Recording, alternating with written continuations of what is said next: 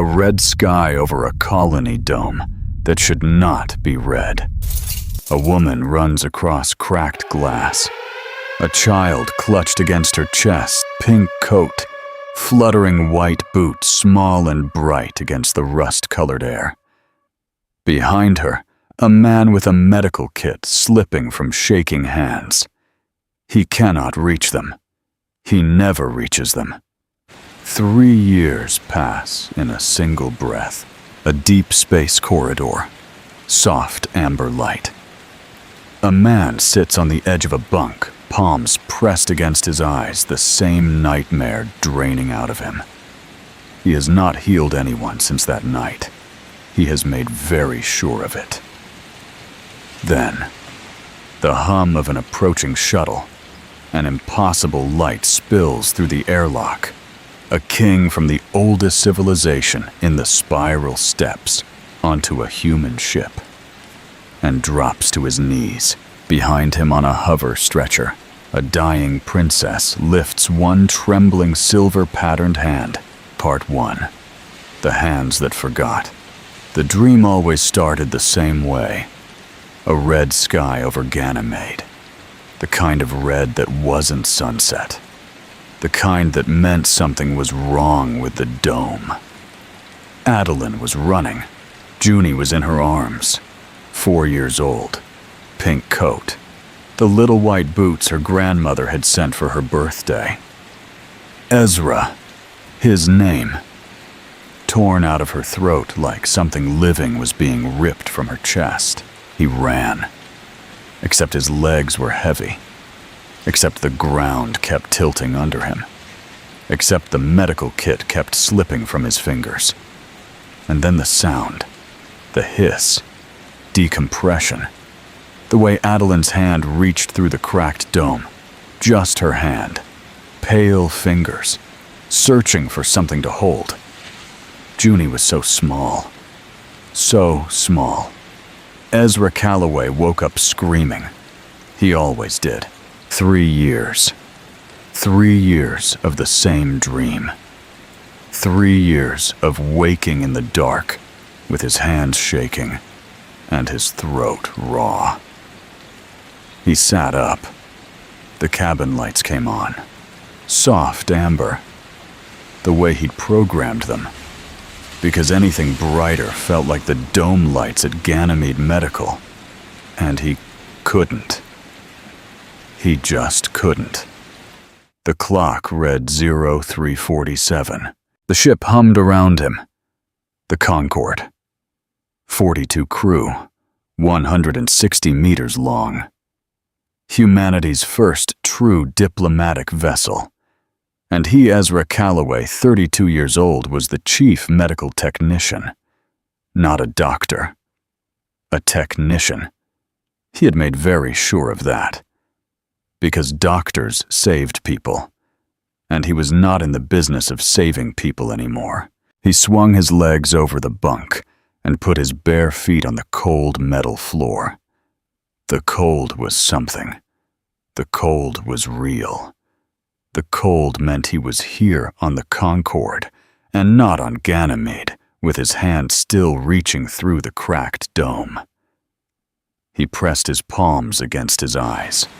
His grandmother's voice came to him, the way it always did at this hour.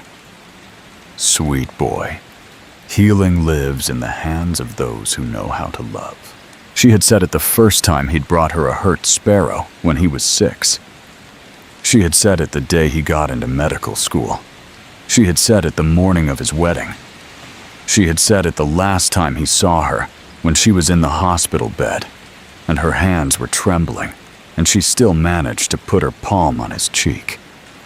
She had believed it. He used to believe it too. Now he wasn't sure what he believed. The door chime rang. Once. Twice. Then a knock. Ezra, it's me. Marin. He pulled on a shirt, ran a hand through his hair, tried to make his face look like a face that hadn't been crying. He opened the door. Marin Halsey stood in the corridor with her tablet clutched against her chest. and her braid coming undone. She was 30 years old. She had freckles she hated. She had been his friend since the academy. She was the closest thing to family he had left. She looked at him. "You were dreaming again." "I'm fine." "You look like hell." "I'm fine, Marin." She didn't argue. She never did. She just stepped past him into the cabin and set her tablet down on the small fold-out table. "They're here," she said. Ezra closed the door. "How long? 20 minutes, maybe less. Their shuttle is already in approach." He nodded. 20 minutes. His whole life was about to change in 20 minutes, and he didn't know it yet, and Marin didn't know it yet, and even the ship's computer didn't know it yet. But the universe knew. The universe always knew. "Tell me again," Ezra said. "Tell me what they want from us."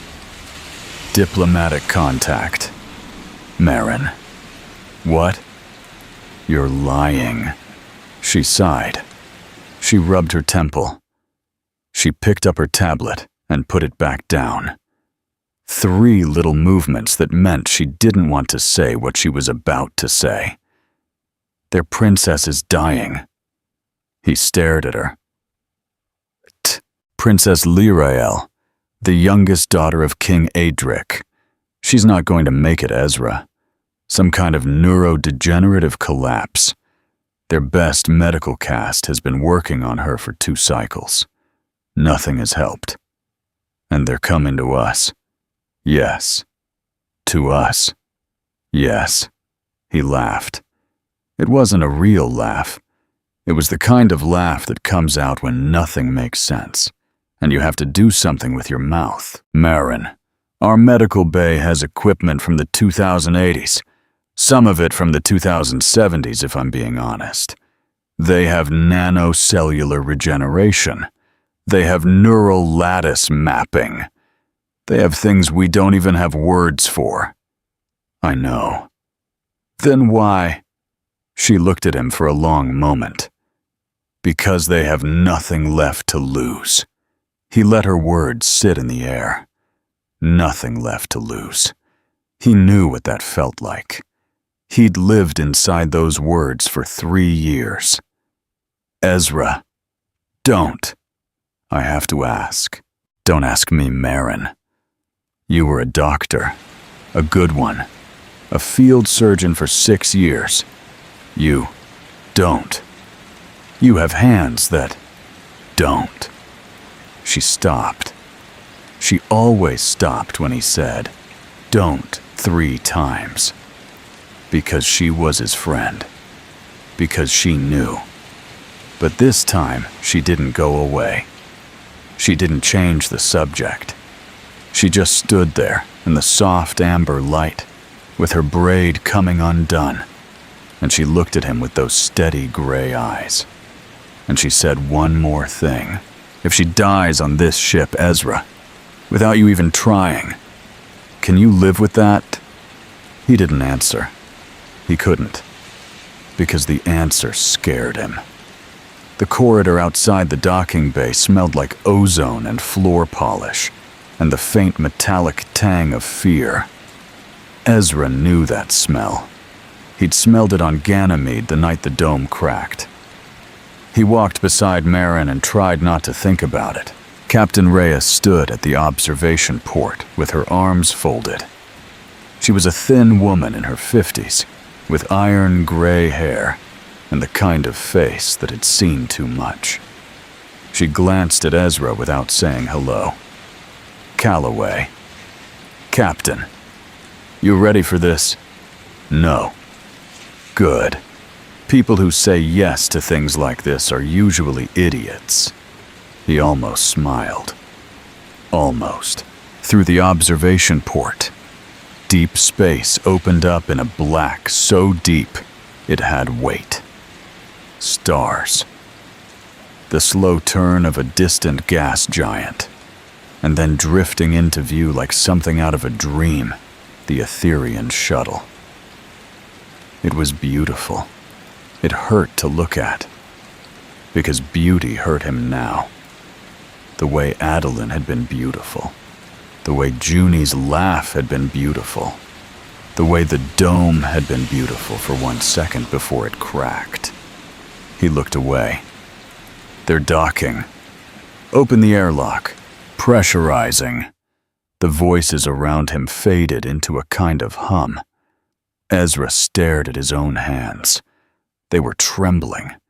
He pressed them flat against his thighs. Grandmother's voice came again.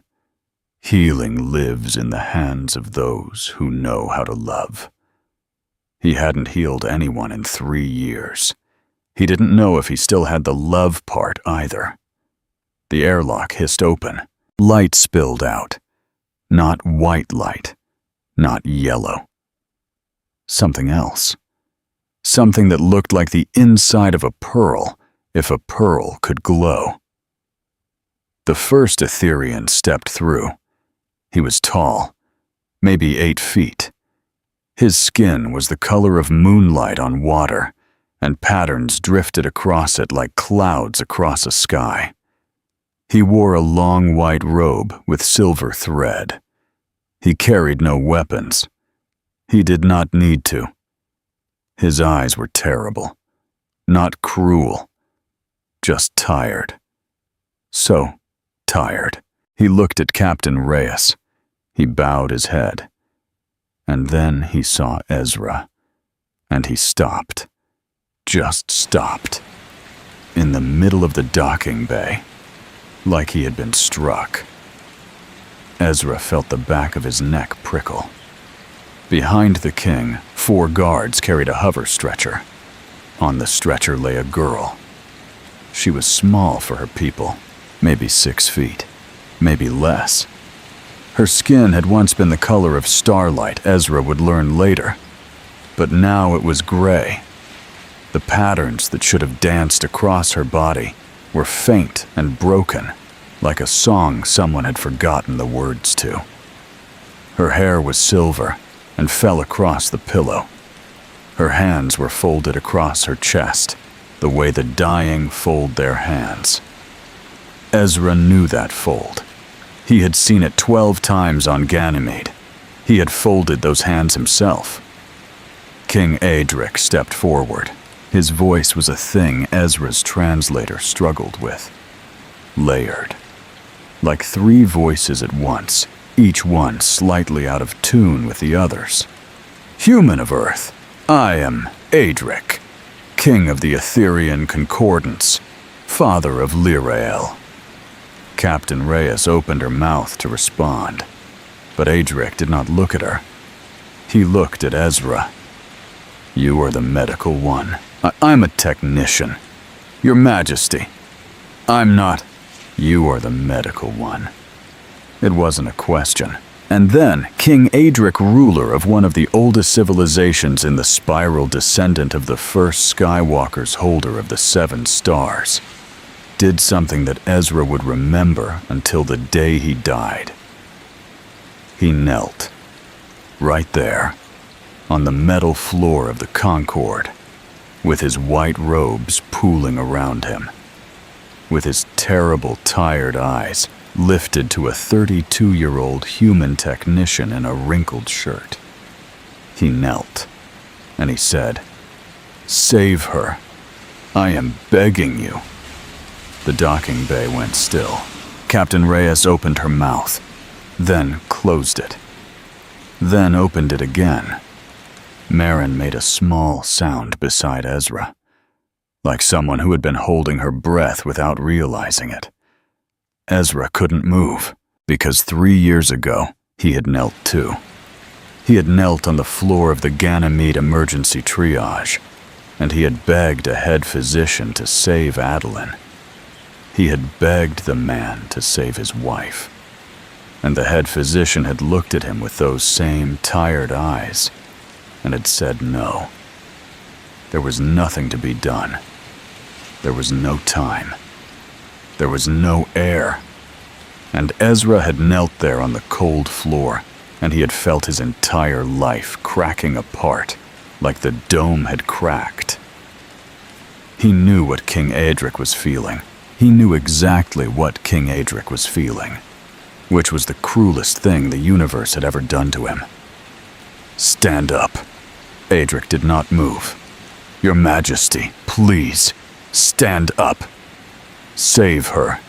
I'm not what you..." "Save her." Ezra dropped to his own knees in front of the king, not because of protocol, not because of anything but the simple fact that he could not bear to look down at a father begging for his child. He took Aedric's hands. The king's hands were cold. Ezra had not touched another living being's hands in 3 years. He had not realized how much he had missed it. "I will try," he heard himself say. "Your Majesty, I will try. I can't promise anything, but I will try." The medical bay had not been designed for an Etherean. The bed was too short. The scanners were too narrow. The lights were too yellow. The guards transferred Princess Lyrael from the hover stretcher onto the bed, with a gentleness that almost broke Ezra in half. They tucked the silver blanket around her shoulders. One of them, the tallest, touched her cheek for a moment before stepping back. She didn't move. She was breathing. But the kind of breathing a body does when it has forgotten why it is breathing. Ezra had seen that breathing too. He hated that he had seen that breathing. Marin wheeled the cart over. "Vitals are..." "Ezra, look at this." "What?" "Her neural readings." He looked. He looked again. Then he looked at Marin. "That can't be right." "It is right. That's a flat line." "It's not a flat line. It's a degraded waveform. Look at the third axis. There's still activity. It's just collapsing." "Collapsing how?" "Sector by sector. Like her nervous system is shutting down room by room." He stared at the screen. His grandmother had died like this. 3 months in a hospital bed, while one part of her went quiet after another. The doctors had used different words, but the words meant the same thing. He blinked hard. He picked up his scanner. His hands had stopped shaking. He noticed that. They had stopped shaking the moment he sat down beside the bed. Funny. The body remembered things the mind tried to forget. He moved around the bed. He checked her pulse points. He noted the cool temperature of her skin. He looked at the way her chest rose and fell. He compared the readings on his scanner to the data Marin had pulled from the Etherean files. Nothing matched. Nothing made sense. Her neural pathways were not just shutting down. They were rejecting their own signals, as if her body had decided it was no longer her body. He'd never seen anything like it. He stepped back to think, and his heel caught on the power cable behind him. It happened fast, faster than he could process. His foot slipped. His balance went. His arms shot out for the bed to steady himself, and his right hand came down hard on the side of Lyrael's forehead. He felt her skin under his palm. Cool, smooth, like marble that had been left out in the rain. He had half a second to think. Half a second to think, "Oh no, I just touched a princess, And then the light hit. It started under his hand. A pinprick of silver. Then a thread. Then a wave. Light bloomed outward from where his palm pressed against her temple. It raced down her face. It crossed her throat. It poured down her shoulders and arms and chest. The gray of her skin burned away like fog burning off a lake. Patterns came up underneath. Living patterns. Silver and gold, and a color Ezra had no name for. They moved. They danced. They cascaded across her body like an aurora that had decided to live inside a person. He couldn't move his hand. He didn't want to move his hand. Somewhere very far away, he heard Marin gasp. Somewhere far away, he heard the king cry out. Somewhere far away, the medical bay, filled with people. Etherian guards, Etherian advisors, Captain Reyes, the chief engineer.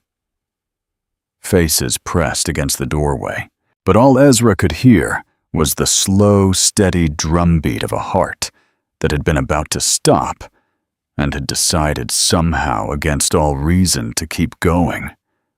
Lyrael opened her eyes. They were like nothing Ezra had ever seen. Not blue, not green, not any color he had a name for. The irises swirled with the same patterns that danced across her skin. They settled on him. She blinked. She blinked again. Her lips moved. He bent closer. She said in a voice that sounded like glass bells dropped one by one into clear water, "You are warm." That was when Ezra noticed his hand was wet. He pulled it back. It was wet because his nose was bleeding. A lot. He stumbled backward. The world went sideways for a second. Marin caught his elbow. "Ezra! Ezra! Sit down! Sit down right now!" I'm okay. You are not okay. You are bleeding. He coughed. Blood came up. Not a lot, but enough. Enough to make Marin's face go the color of paper. Enough to make King Adric stop staring at his daughter and start staring at Ezra. Enough to make Captain Reyes shout for the medic. Ezra waved them all off. "I'm fine. It's just He looked down at his hands.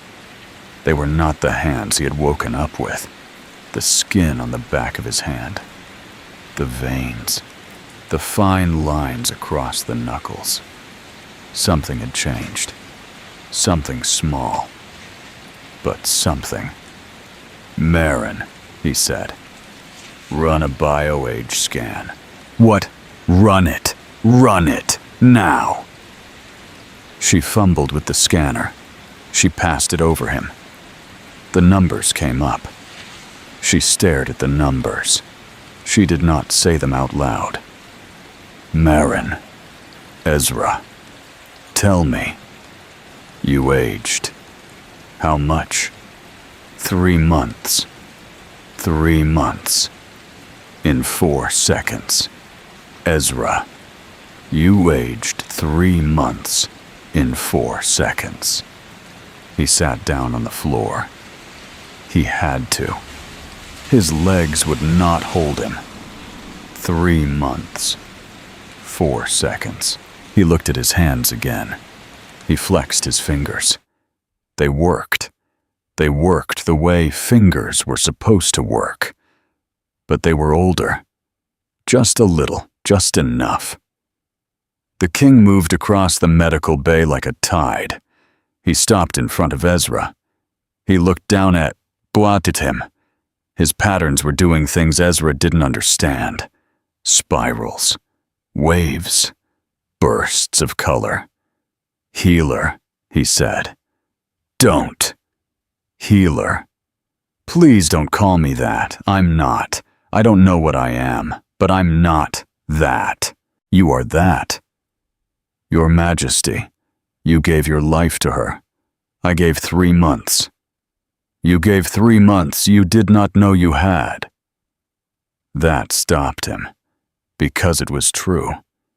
He had given 3 months he did not know he had, and he had given them to a stranger, and he was not sure how he felt about that. Across the medical bay by the door, an Etherian stood very still. He was older than the king, or he looked older. Etherians did not age the way humans did. His skin was paler. His patterns were slow. His robes were not the white of the king, but the color of a sky just before rain. He had been watching the whole time. Not the princess. Not the king. Him. Ezra.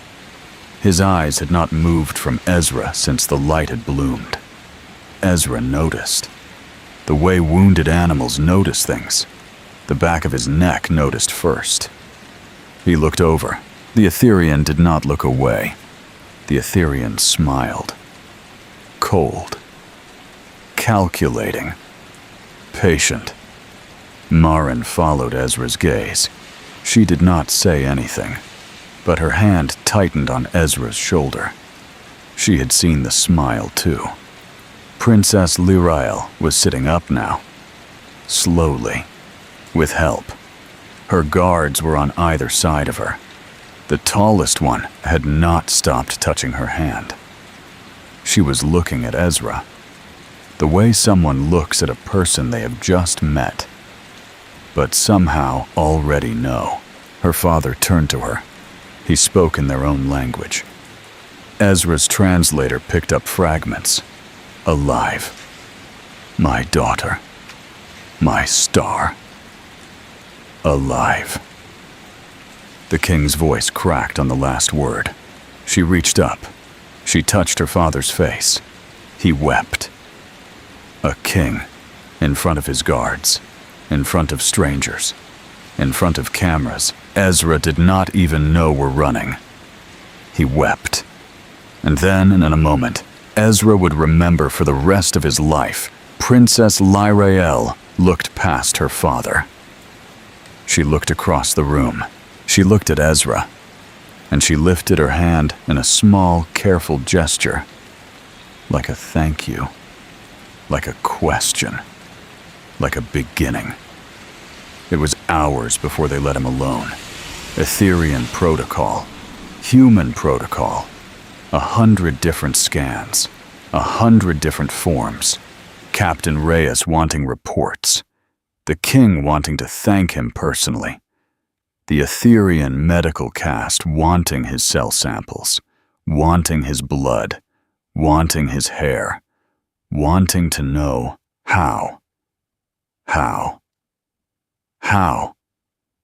He did not have answers. He had 3 months less of life and a headache the size of the ship. When they finally let him stagger back to his cabin, the corridor lights had switched to night cycle blue. The ship was quiet. The kind of quiet that comes after something enormous has happened, and nobody knows what to say. He keyed open his door. He fell into the bunk without taking off his boots. He thought he would sleep. He did not sleep. He stared at the ceiling, and he stared at his hands, and he heard Lyrael's voice over and over. You are warm. 2 words. 2 words from a stranger he had touched by accident, and his entire body felt like a door that had been locked for 3 years, and somebody had finally tried the handle. Marin came at 0200. She did not knock. She just came in. She sat on the edge of his bunk. She held her tablet against her chest the way she had that morning. But her face was different now. Her face was the face of a person who had found something they wished they had not found. Ezra. What? I need you to look at something. Marin, I'm tired. Look at it. He sat up. He took the tablet. The screen showed the Etherean medical files. The original ones. The ones their healers had sent ahead. He frowned. What am I looking at? Look at the cellular degradation pattern. Hour 12. Then hour 14. He looked. He blinked. He looked again. That's not natural decay. No. That's a compound. Yes. Marin. It's a toxin, Ezra. A slow neurotoxin. It's been in her system for at least 8 weeks. Possibly longer. That can't be. The Etherian healers would have caught. They didn't catch it because they weren't looking for it. Why weren't they looking for it? She looked at him. She looked at him for a long time. Because this toxin only exists in one place in the known galaxy. It's synthesized from a flower that grows in a single garden on Etheria. The garden in the inner palace. The garden no outsider has ever been allowed to enter. He understood before she finished. He understood, and he did not want to understand. Someone in the royal household. Yes. Someone close enough to touch the king's youngest daughter. Yes. Marin. I know. Marin, this is... I know what it is. He shoved the tablet back into her hands. He stood up. He paced the cabin. He could not pace far. The cabin was small. He hit the wall and turned around and hit the other wall and turned around again. Does the king know? I don't know. Has anyone told him? I haven't. Why not? Because Ezra, until we know who did it, until we know how deep it goes, telling the wrong person could get us killed. He stopped pacing. He stared at her. Killed. Yes. Marin, we're a diplomatic vessel. And someone in their royal family is poisoning princesses. So forgive me if I don't put a lot of faith in protocol. Marin left at 0300. She made him promise to lock the door.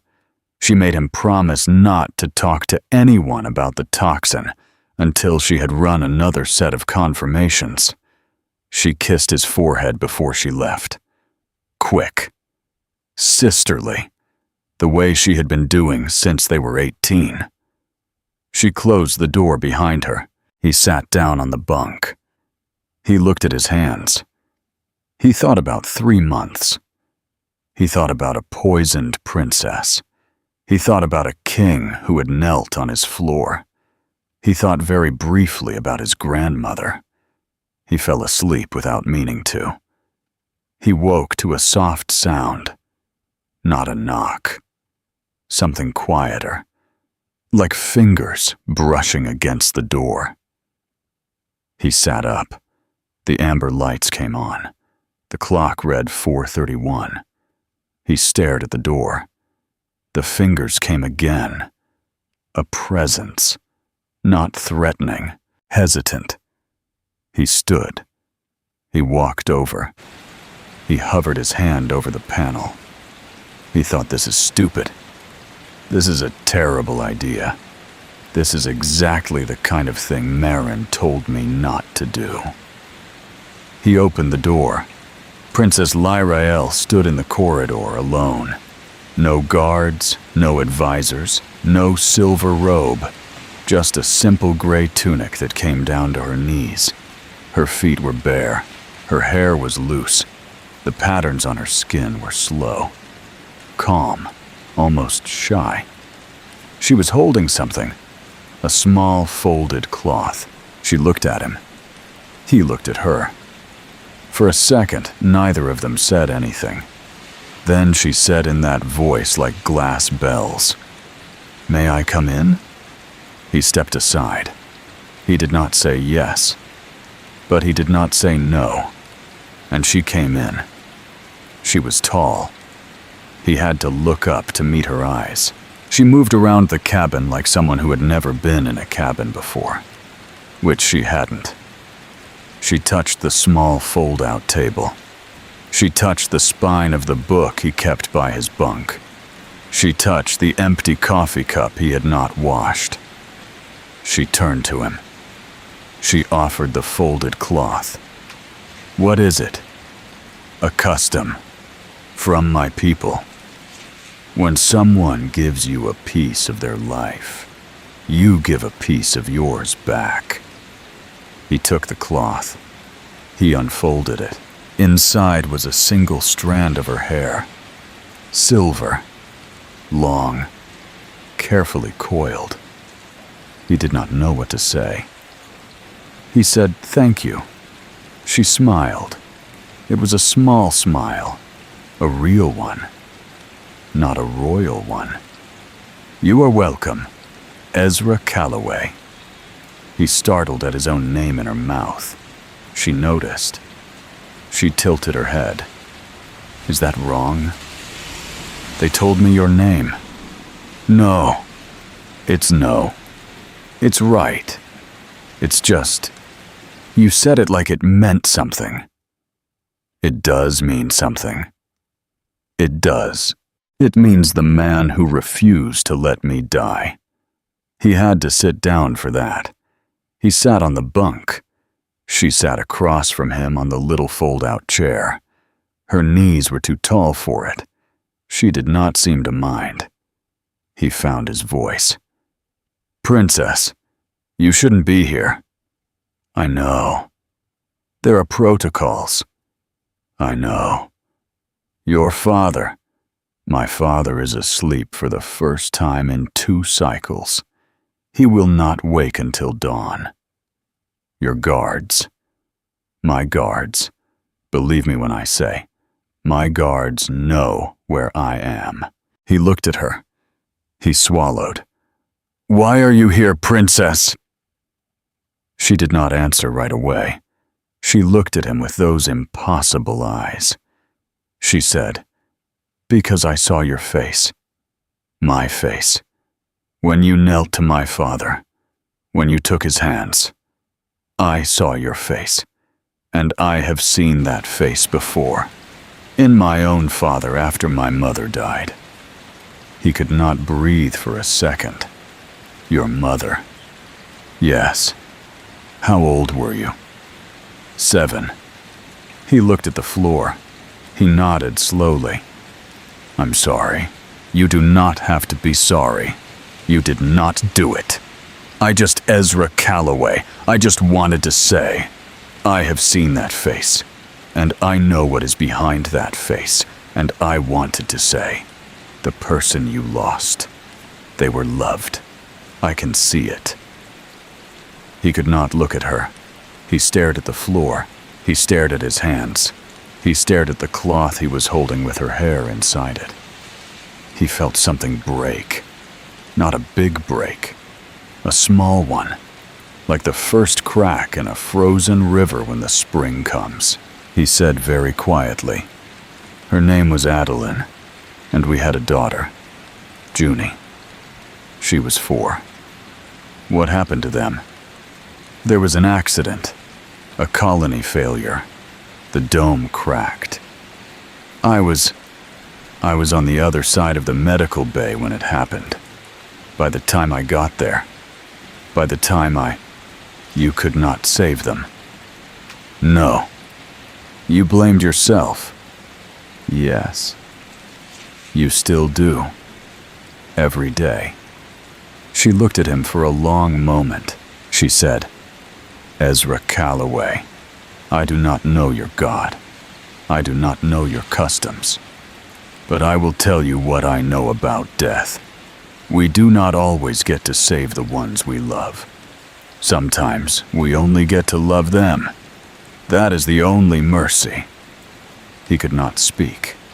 He could only nod. A tear hit the back of his hand. He had not cried in 3 years. Not once.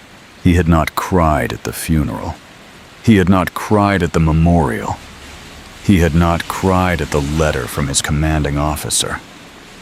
He had not cried when he packed up Adeline's clothes. He had not cried when he gave Junie's white boots to a charity for colony children. He cried now, in front of an alien princess he had met that morning. He cried. She let him cry. She did not move closer. She did not move away. She just sat across from him in the small fold-out chair, with her 2 tall knees and her bare feet. and she let him cry. It took a long time. When it was over, his throat hurt. His eyes hurt. But something inside him was lighter. Not light. Lighter. The way a stone that has been sitting on your chest for 3 years is lighter when somebody finally helps you lift it a single inch. He wiped his face. He said, "I'm sorry. I don't know why. Do not apologize for that. Ezra." She had not called him just Ezra before. He looked up. Her face was different now. She was not the gentle visitor she had been a moment ago. She was something else, something afraid. "I came here for another reason," she said. "What?" "I came to warn you." He went still. "Warn me?" "Yes." "Of what?" She took a breath. Aetherian breath was different from human breath. It went deeper. It seemed to come from her whole body, not just her chest. She said, "My father knows about the poison." He did not move. He did not even blink. "Marin only found it tonight. Your friend is clever, but the king's healers found it 3 days ago, before we ever came to your ship." "Then why did he bring me to you instead of dealing with it himself?" "Yes." She looked at him. She looked at the door. She looked back at him. Her voice dropped. "Because the person who poisoned me is the same person who has been poisoning the young of our royal family for 30 years, possibly longer. We do not know how many were lost. We do not know how many were called accidents and illnesses and bad luck. We only know that he has poisoned them, and we know who he is, and my father cannot move against him." "Why not?" "Because the one who has been poisoning us is my father's own brother, Lord Malvin of the High Council, the second most powerful figure in our entire civilization, the man who would inherit the throne if I died." Ezra's mouth had gone dry. "And your father can't arrest him. My father has tried. 3 times. 3 times Malvin has slipped the net. 3 times he has come back with more allies, more influence, more votes on the council. My father is the king of 1,000 worlds, and he is afraid of his own brother. So instead, he brought you here." "Yes. To us. To you." "Why?" She smiled. It was the saddest smile he had ever seen. "Because Ezra Calloway, if I died on a human ship of a disease no one could prove was poison, Malvin would have his throne. And my father would have nothing. But if I lived, if a human saved me, then the whole galaxy would know that humans could do what Aetherians could not. And that would change everything. That would unbalance Malvin's plans for a generation. That would give my father time. Your father used you. My father gambled with me. There is a difference." "Is there?" She thought about it. "Maybe not." He stared at her. He stared at this 20-something princess with bare feet and silver hair sitting across from him in a fold-out chair, telling him that her own father had used her dying body as a political move. He thought of his grandmother. He thought of her hand on his cheek. He thought of Adeline. He thought of Junie's white boots. He thought the universe is full of broken fathers. He said, "Why are you telling me this?" "Because you saved me. That's not a reason. Because you bled for me. Still not a reason." She leaned forward. Her eyes caught the amber light. Because if Malvin finds out what you can do, if he understands that there is a human who can heal the dying, he will not stop. He will not let you alone. He will not let you leave this ship alive. He'll kill me. He will try, and he is very good at trying. How long do I have? She thought about it. Maybe a week, maybe less. The news of what you did to me is already racing across the courier channels. By the time we reach Etheria, every system in the spiral will know, and Malvin will not wait. She stood. She crossed the cabin in 2 long strides. She paused at the door. She turned back. Ezra Calloway, you saved me, and I have come to your room in the night to tell you the truth, so that you can save yourself. The choice is yours. Run. Hide. Refuse to heal anyone else. Pretend it was a fluke. Or do not. But know what is coming. She opened the door. She stepped into the corridor. Then she paused once more, and she said very softly without looking back, I hope you do not run. The door slid shut. Ezra Calloway sat alone on his bunk. He held a folded cloth with a single silver hair inside it. He looked at his hands that had aged 3 months in 4 seconds. His hands that had touched a dying girl and made her live.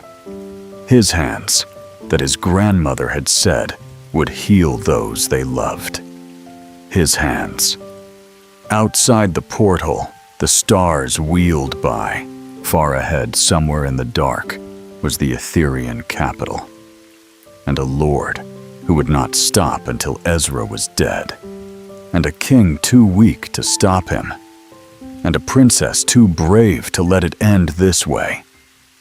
And inside Ezra Calloway, something that had been frozen for 3 years took its first step toward thawing. He did not know yet whether he would run. He did not know yet whether he would stay. He knew only this. His grandmother had said healing lives in the hands of those who know how to love. He had forgotten how to love. But somewhere in a medical bay, 2 decks above him, a girl with silver hair was sleeping under a blanket of starlight patterns. And she had said his name like it meant something. For the first time in 3 years. He thought maybe, just maybe. I still have hands. Part 2. The price of touch. He did not run. He thought about it. He stood in front of his cabin mirror at 0600, and he looked at the man staring back at him, and he thought, run, Ezra. Pack a bag, steal a shuttle, disappear into the rim systems. Nobody would blame you. Then he thought of his grandmother. Then he thought of King Adric on his knees. Then he thought of a princess with silver hair who had told him about her dead mother and let him cry. He did not run. He went to work. The news traveled faster than Marin had predicted. By the time the Concorde docked at the Velis Way station 3 days from Etheria, the corridors were already lined with delegations. Ezra did not understand at first. He thought there was a parade. He thought there was a holiday. He thought briefly and stupidly that the Conquered had been chosen for some kind of celebration. Then Marin grabbed his arm and pulled him into a side corridor. They're here for you. What? They're here. For you. Ezra. All of them. They're here. For you. He looked through the porthole. Beings of every shape pressed against the dock seals. Insectoid envoys with translation crystals around their necks. Aquatic species in mobile pressure tanks. Tall, thin beings the color of bone. Short, wide beings the color of moss. Robed clerics. Armored merchants. Children. There were children, held up by their parents to see through the glass, to see him. Marin? I know. Marin, what is this? They're sick, Ezra. Or someone they love is sick. And word got out that there's a human on this ship who can... I can't. I know. I can't, Marin. Not all of them.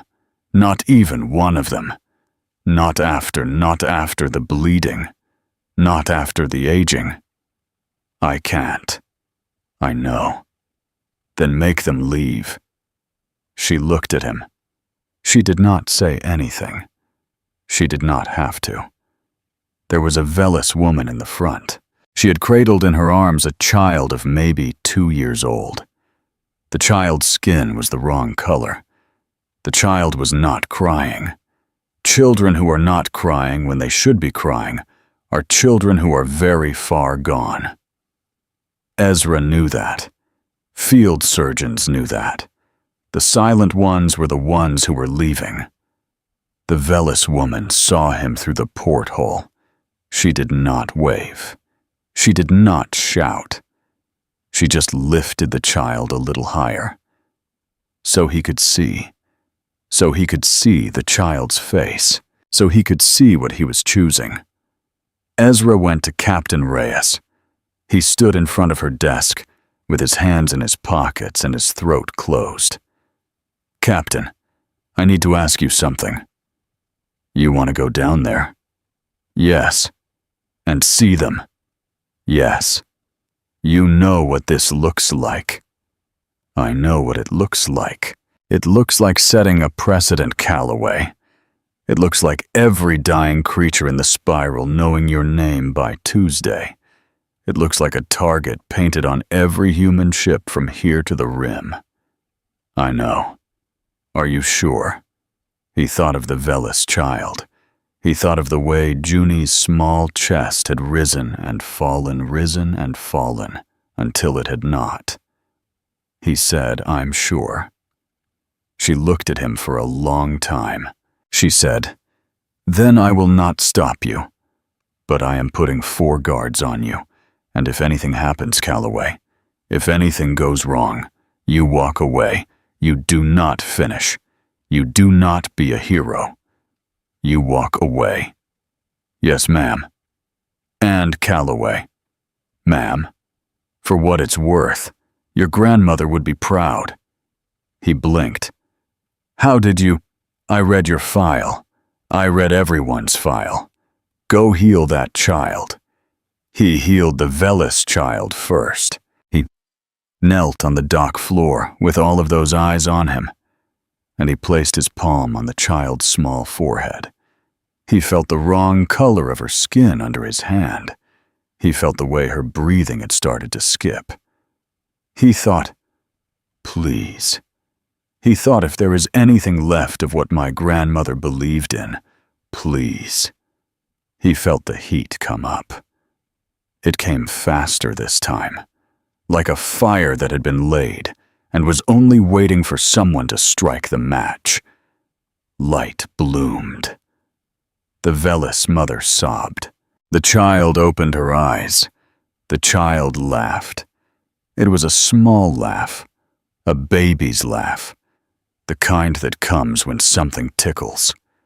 The mother pressed the child to her chest, and the mother kissed his hands, and the mother said something in her language that the translator turned into, "Bless your bones. Bless your bones. Bless your bones." He stood up. He was lightheaded. Marin caught his elbow. "Ezra!" "How much?" 2 weeks. 2 weeks. In 30 seconds, Ezra. 2 weeks in 30 seconds. He looked down at his hands. They were still his hands, but they were a little older. He looked at the line behind the Velis mother. The line stretched all the way back into the station. The line had no end. He healed 17 people that day. He healed a vellus grandfather with a tumor in his lung. He healed a pteric child with a malformed heart. He healed an Etherian envoy with a degenerative bone condition that the king's own healers had failed to slow. By the 7th patient, he was sitting in a chair. By the 11th, his hands were trembling. By the 15th, Marin was scanning him every 30 seconds, and her face was the color of paper. He healed a vellus woman in her 40s. He looked up. The 18th person in line was an Etherian mother. Her child had died. A week ago. She did not need healing. She needed something else. He stood. He swayed. He almost fell.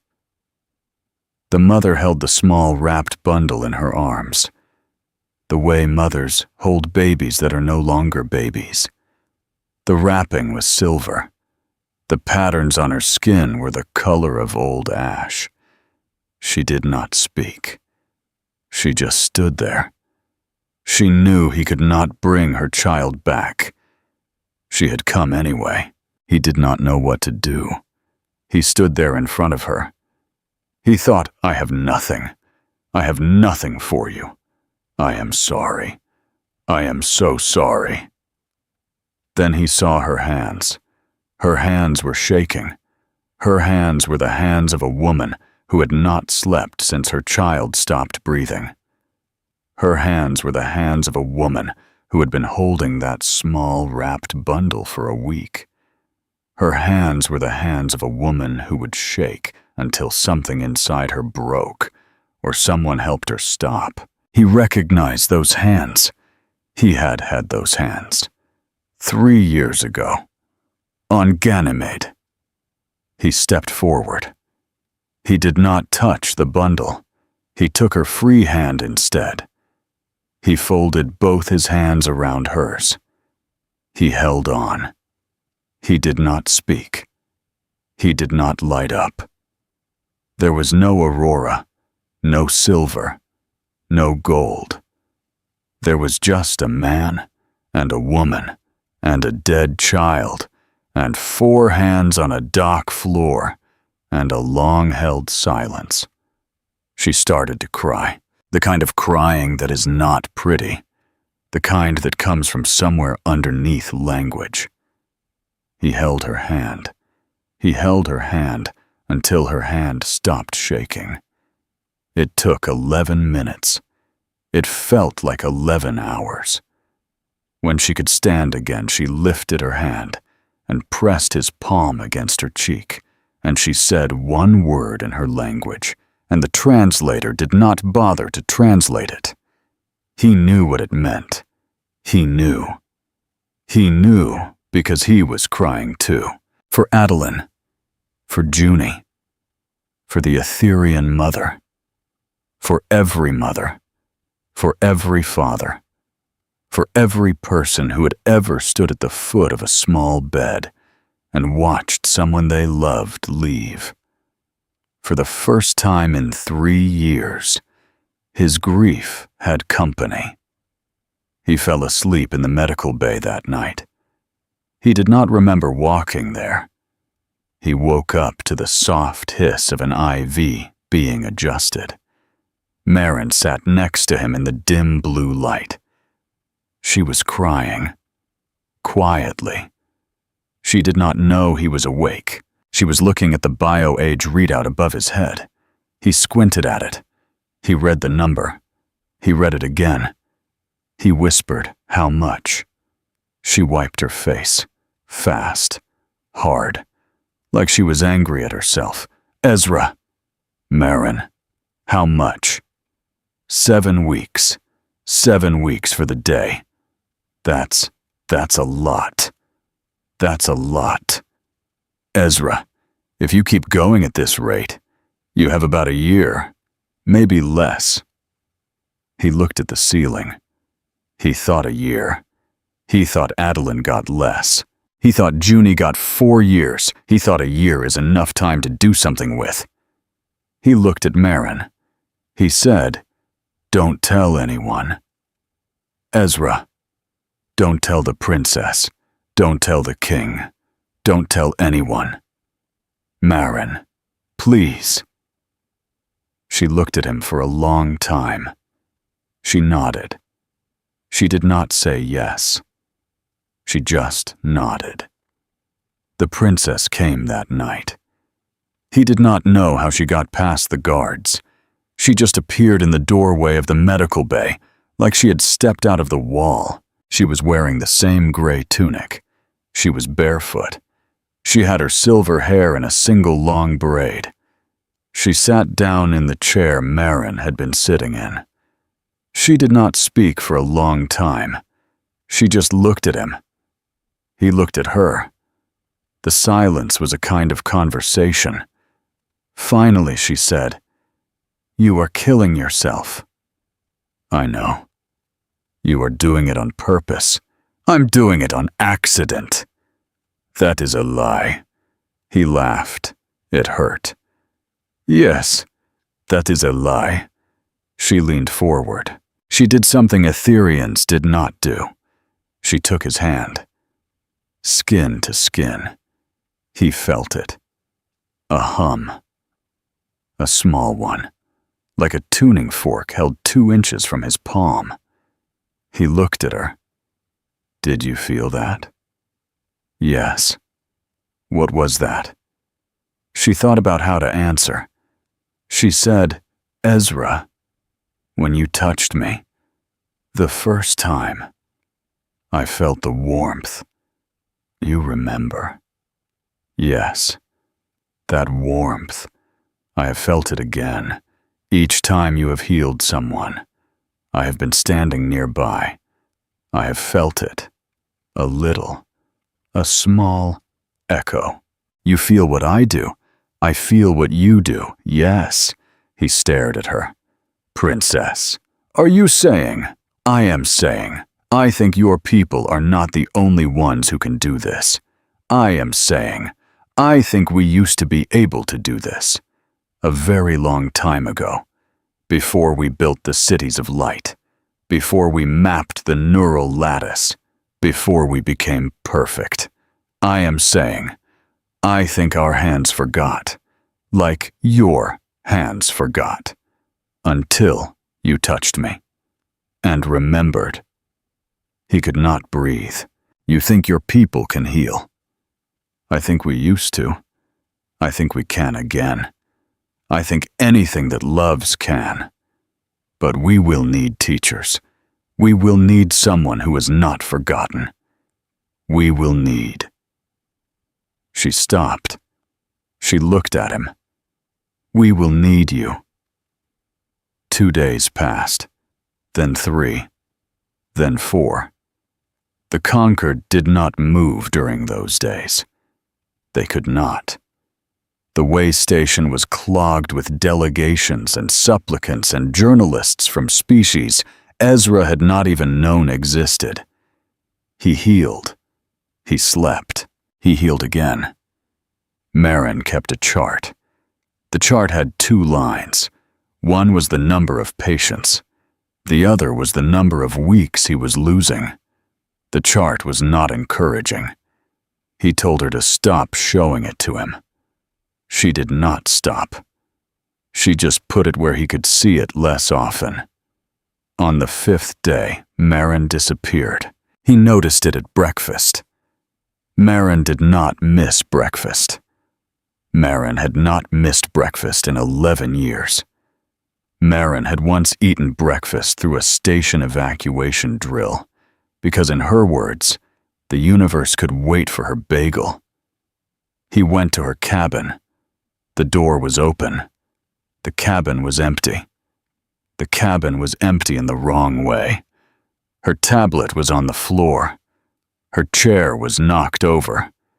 There was a single small smear of dark red on the doorframe. Ezra did not breathe for a second. Then he ran. He ran to the bridge. Captain Reyes was already there. She turned when he came in. Her face told him she already knew. Calloway. Where is she? We don't know yet. Captain. Calloway. Listen to me. The cameras in that corridor went dark for 43 seconds. That's a precise window. That's not a glitch. That's professional. Whoever took her knew exactly what they were doing. Find her. We're trying. Find her.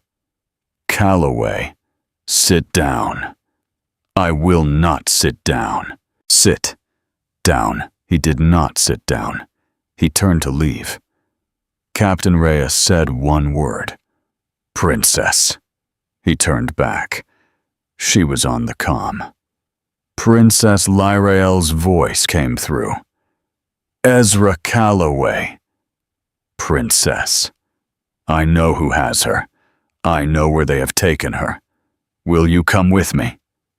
Yes. Bring nothing. Bring no one. Wear something that does not catch the light. Yes. And Ezra. What? Be afraid. It will keep you alive. She met him at the lower airlock. She was wearing a black hooded cloak that fell to her ankles. Beneath it, she had on something like armor. Soft, layered, the color of wet stone. She handed him a similar cloak. She handed him a small device. What is this? A neural shielder. It will make you harder to find. Put it in your ear. What about you? I do not need one. They cannot read Etherians from a distance. Convenient. Yes. She paused at the airlock. She turned to him. She put her hand on his chest. She said, Listen to me. If something goes wrong, if they catch us, you run. Do you understand? No. Ezra. I'm not running, Princess. Then we will both die there, and no one else will be saved. Is that what you want? He looked at her. He looked at her for a long second. He said, Show me where they took her. She did not push him further. She just nodded. She opened the airlock. The way station underbelly was a different world. The shining corridors above gave way to narrow passages that smelled of grease and burnt circuits. They moved fast, and they moved silent. Twice the princess pulled him into an alcove as patrols passed. Once, she put her finger to her lips and stood very still, while something with too many legs clicked past them in the dark. They came to a door, old, rusted, marked with a symbol Ezra did not recognize. The princess pressed her palm against the lock. The door opened. She drew a small knife from her belt. Stay behind me. Princess. Behind. Me. He stayed behind her. They moved through a corridor that stank of antiseptic and fear. He knew that smell. He hated that smell. It was the smell of an emergency triage. It was the smell of Ganymede. They turned a corner and they saw the cell. Marin was inside. She was tied to a chair. There was a cut over her eyebrow. There was tape on her mouth. Her hands were behind her back. Her head was up. Her eyes were fierce. Marin Halsey had been kidnapped by professionals. Marin Halsey was angry about it. Ezra moved. The princess caught his arm. Wait. Princess. Wait. There is a sensor in the floor. There. And there. We must come in from above. Above. Above. She pointed up. He looked. There was a maintenance hatch in the ceiling. He sighed. He climbed. They dropped down into the room. The princess landed silent. Ezra landed less silent. Marin's eyes went wide. She made a muffled sound through the tape. He ran to her. He pulled the tape off her mouth. She gasped. She coughed. She said, "Ezra, you idiot! You should not be here!" "Yes, hello to you too. Get me out. Get me out now. I'm getting you out. He's coming back. He's coming back any minute. Ezra! Who's coming back?" She looked at him. Malvin. Ezra. Malvin is here. Malvin has been here the whole time. Malvin is the one who took me. The princess froze. Ezra worked at the knots behind Marin's back. "Marin, why did he take you?" Because I found out about Ezra. He didn't just poison the princess. He didn't just poison the royal family. He has people everywhere. People in our colonies. He had people on. She stopped. She looked at him. Her face changed. "Ezra." "What?" "Ezra. He had people on Ganymede." He stopped untying the knots. His hands went still. "What?" "The compound. The toxin. The one I found in the princess's blood. I ran it against every poisoning database we have, including the one for human colonial deaths. Ezra. There were 12 unexplained deaths on Ganymede the night the dome cracked, including Adeline and Junie. Marin, please don't. It wasn't an accident, Ezra. The dome didn't just crack. Someone made it crack. And someone made sure the medical bay was on the wrong side. And someone made sure the toxin was already in the water. The 12 people who died. They were already dying when the dome failed. You couldn't have saved them. Not even if you had been right next to them. Not even if your hands had remembered how to glow. Ezra, you couldn't have saved them. Nobody could have. The room tilted. The walls tilted. The floor tilted. He held on to the back of Marin's chair. He heard himself say, "You're sure?" "I'm sure." "You're sure, Marin?" "I'm sure. Ezra, I'm so sorry. I'm so sorry." He sat down on the floor. He could not feel his legs. He could not feel his hands. 3 years.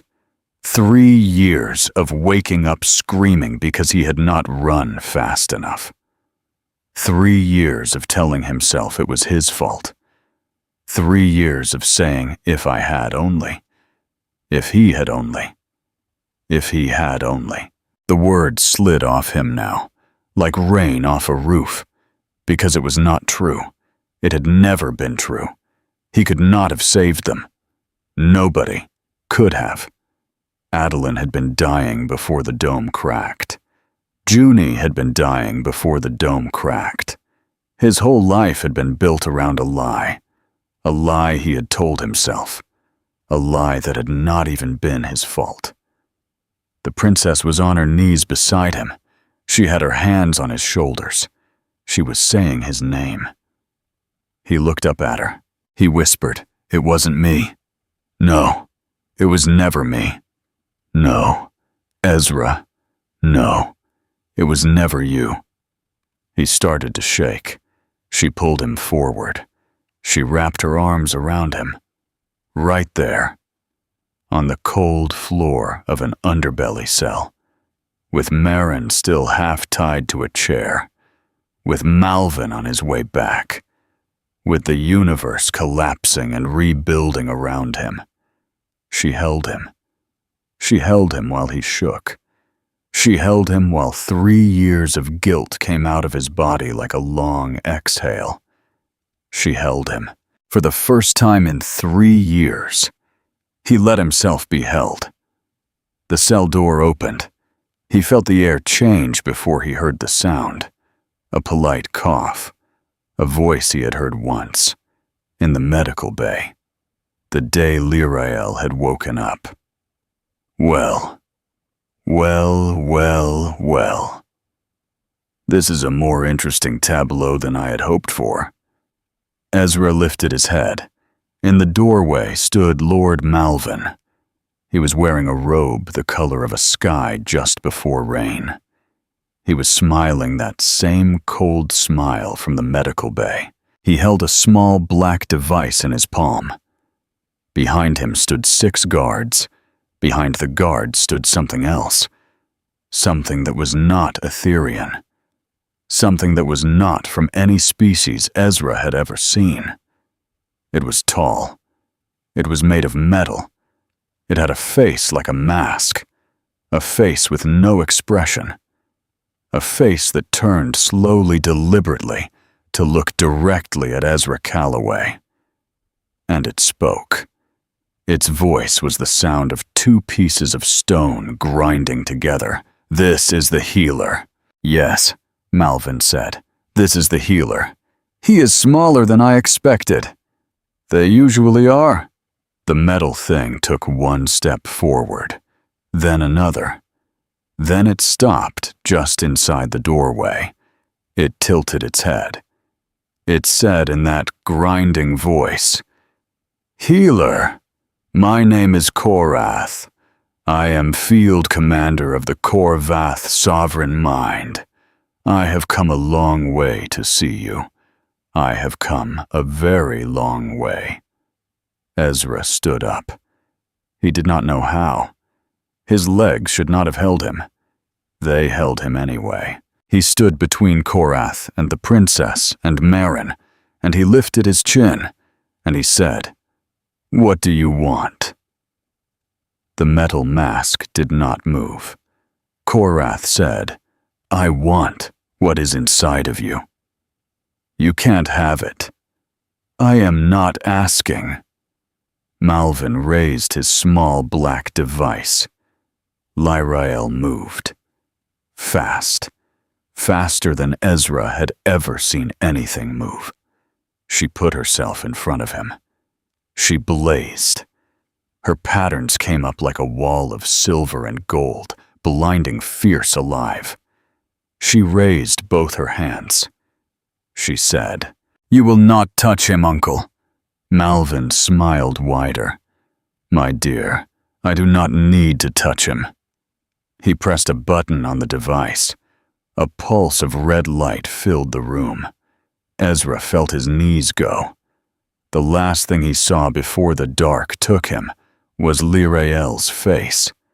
Her patterns flickering. Her hands reaching. Her mouth opening to call his name. The last thing he heard was a single word from her. It was not in her language. It was in his. She said, "Ezra." He woke up in a place that was cold. He woke up in a place that hummed. He woke up strapped to a flat surface that tilted upright by some mechanism inside the wall. He could not move his arms. He could not move his legs. He could move his head. He moved it. The room was white. Too white. The kind of white that has never seen dust. There were instruments along the walls. Instruments with too many blades. Instruments that hummed quietly to themselves, like they were waiting. Korath stood at a console across from him. The metal mask turned. "You are awake." Ezra did not answer. "Good. The procedure works better when you are awake. The mapping requires neural feedback. The mapping requires you to be present.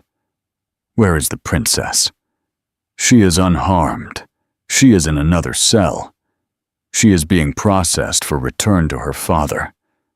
Malvin, you understand, has decided to play a longer game. The princess is more valuable alive. For now. And my friend, Marin. The same. Unharmed. For now. Ezra tested the straps. They did not give. He let his head fall back against the cold surface. He looked at the ceiling. The ceiling was white. Everything was white. He thought of Junie's white boots. He thought not yet. I am not done yet. I am not done yet.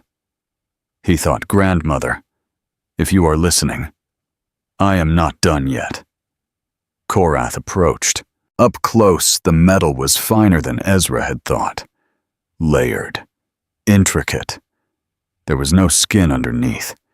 There was no flesh. There were only more layers. More metal.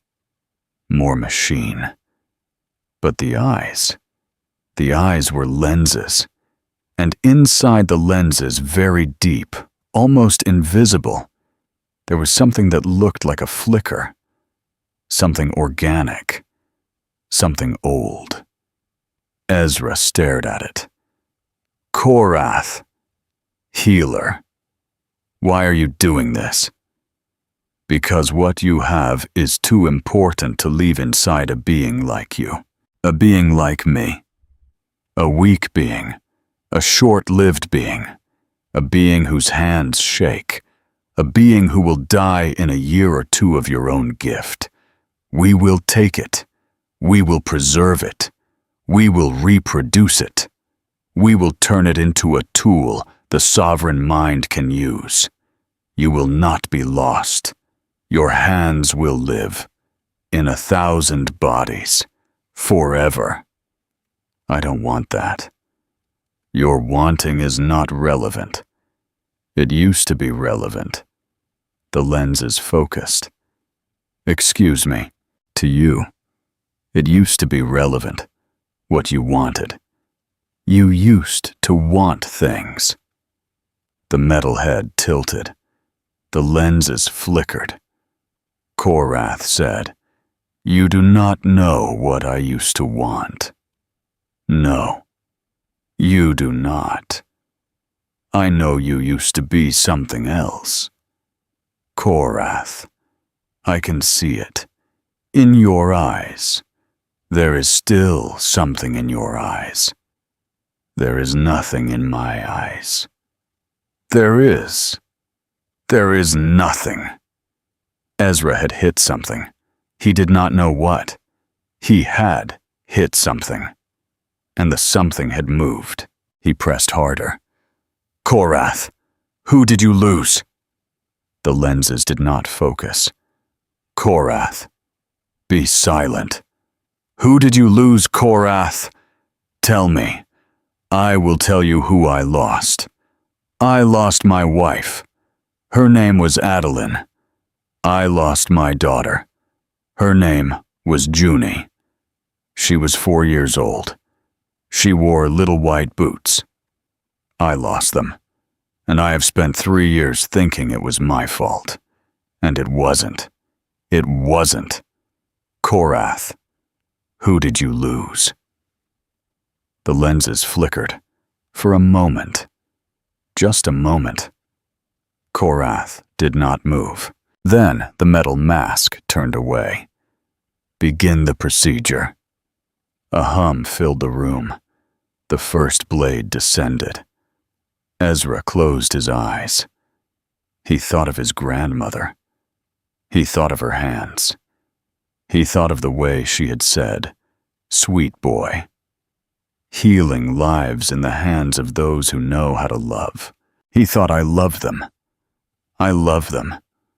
I loved Adeline, and I loved Junie, and I love Marin, and I love this strange princess with the silver hair, and I love a grandmother who has been gone for 15 years, and I love them, and I love them, and I love. He felt the blade touch his sternum. He waited for the pain. A scream cut through the room. Not his.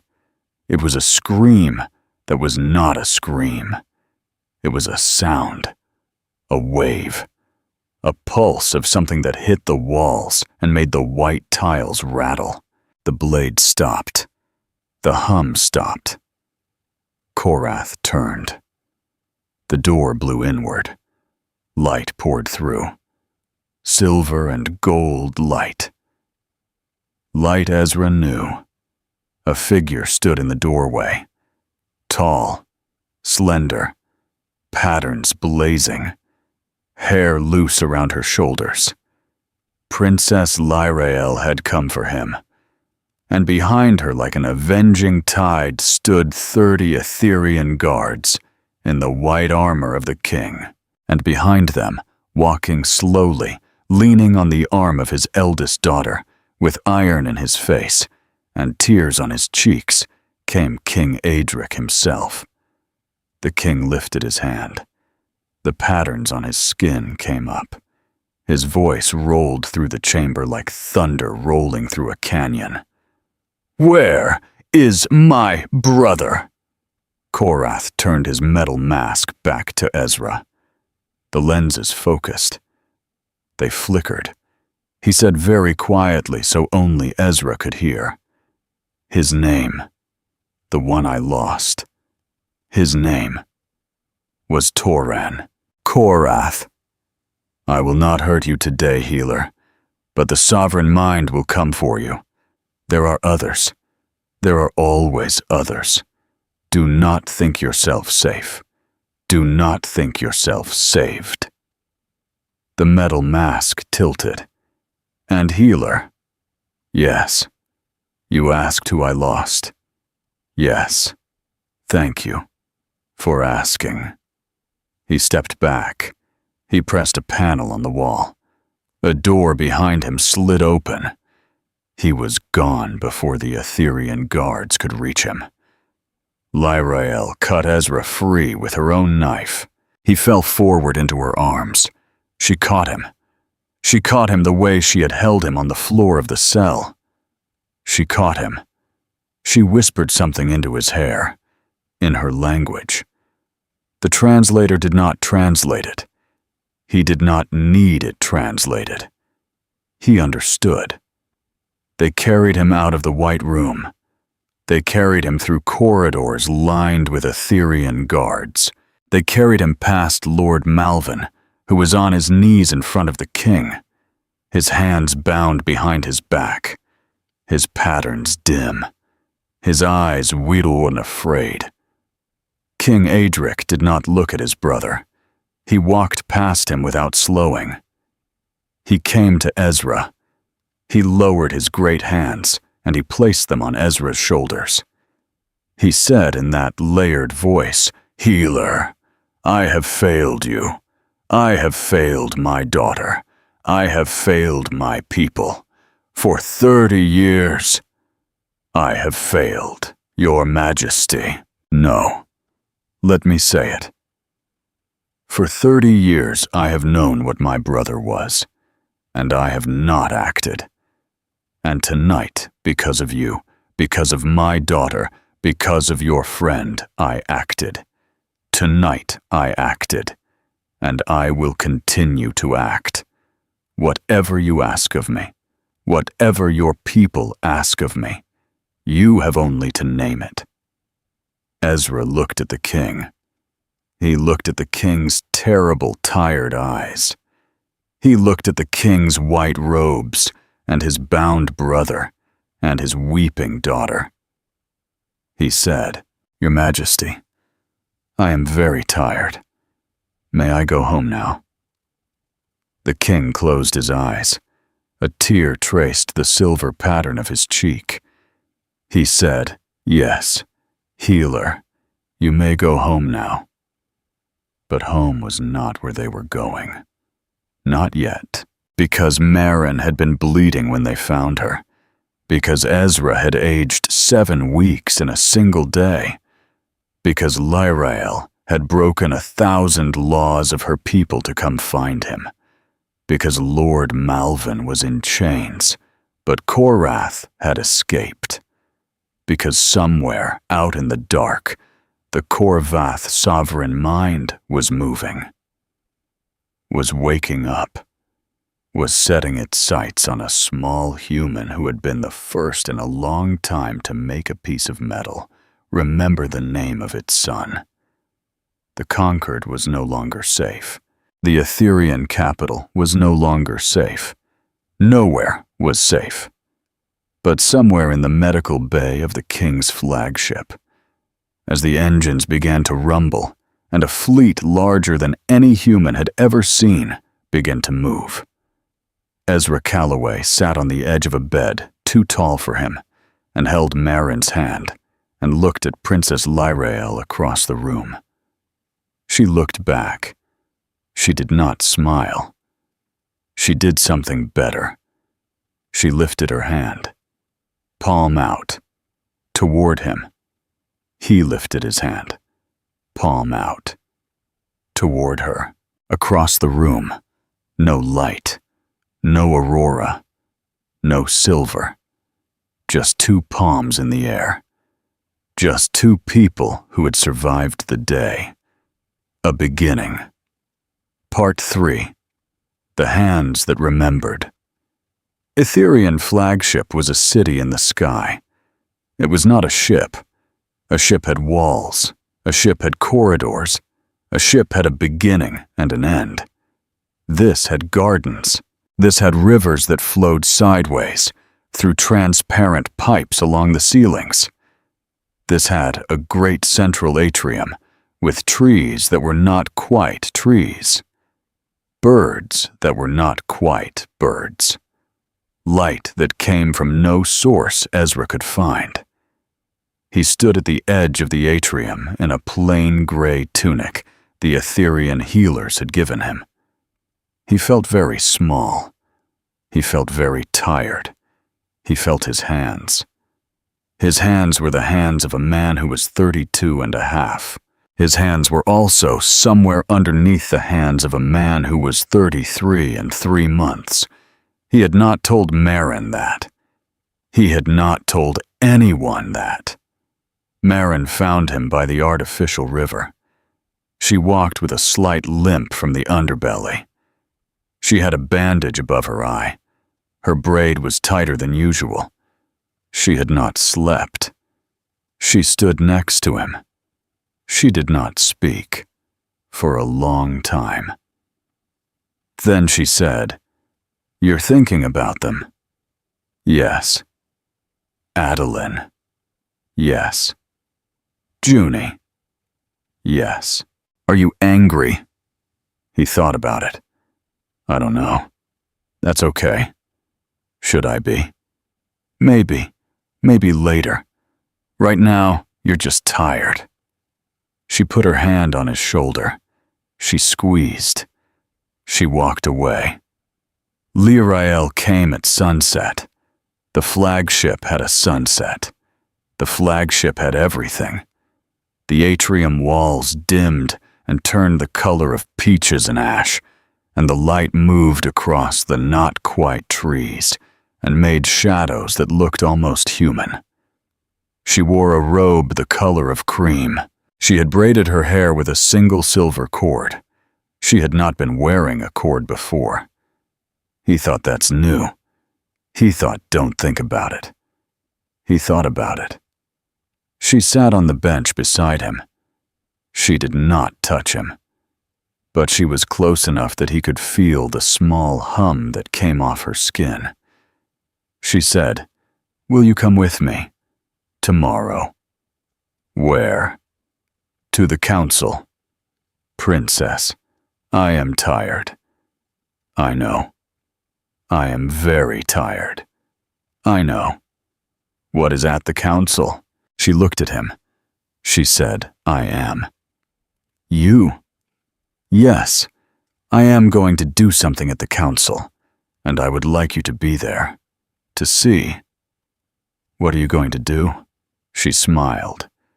It was not the small smile. It was not the royal smile. It was a smile he had not seen on her before, a determined smile, a smile with iron in it. "I am going to remember something my people forgot." He did not sleep well that night. He kept dreaming. But for the first time in 3 years, the dream was not of Ganymede. The dream was of his grandmother's kitchen. She was making bread. She had flour on her hands. She turned to him, and she smiled. She said, "Sweet boy, did you ever doubt me?" He woke up crying, but the crying was not the bad kind. The crying was the kind that comes when a long-held breath finally goes out. The Aetherian High Council met in a room shaped like a flower. 12 curved benches arranged in a circle, a raised stone in the center, a ceiling that was not a ceiling, but an open eye to the sky. The counselors wore robes of every color. They had patterns slow with age. They watched Lyrael walk into the center of the flower with the calm of an old people watching a young one make a mistake. She did not bow. She did not speak. She walked to the stone in the center. She turned in a slow circle. She let them look at her. Then she lifted her hand. She said, "My uncle is in chains." "He will stand before this council in chains. He will not stand long. My father has freed me. My father has freed our line. My father has freed our future. But, there is a question still. The question is, why? Why did the human heal me? Why did my own people fail? Why is the great Aetherian medical caste, the pride of 3,000 years, less powerful than the bare hand of a man whose civilization was riding horses 200 years ago? A counselor near the back made a small offended sound. She turned. She looked at him. She said, "You feel insulted. Good. Hold on to it. It will be useful." The counselor went silent. She turned in her slow circle again. She said, "I have spent these past days walking beside a human as he healed beings across this station. I have watched. I have felt. I have learned. And what I have learned is this. He is not magic. He is not blessed by a god you do not believe in.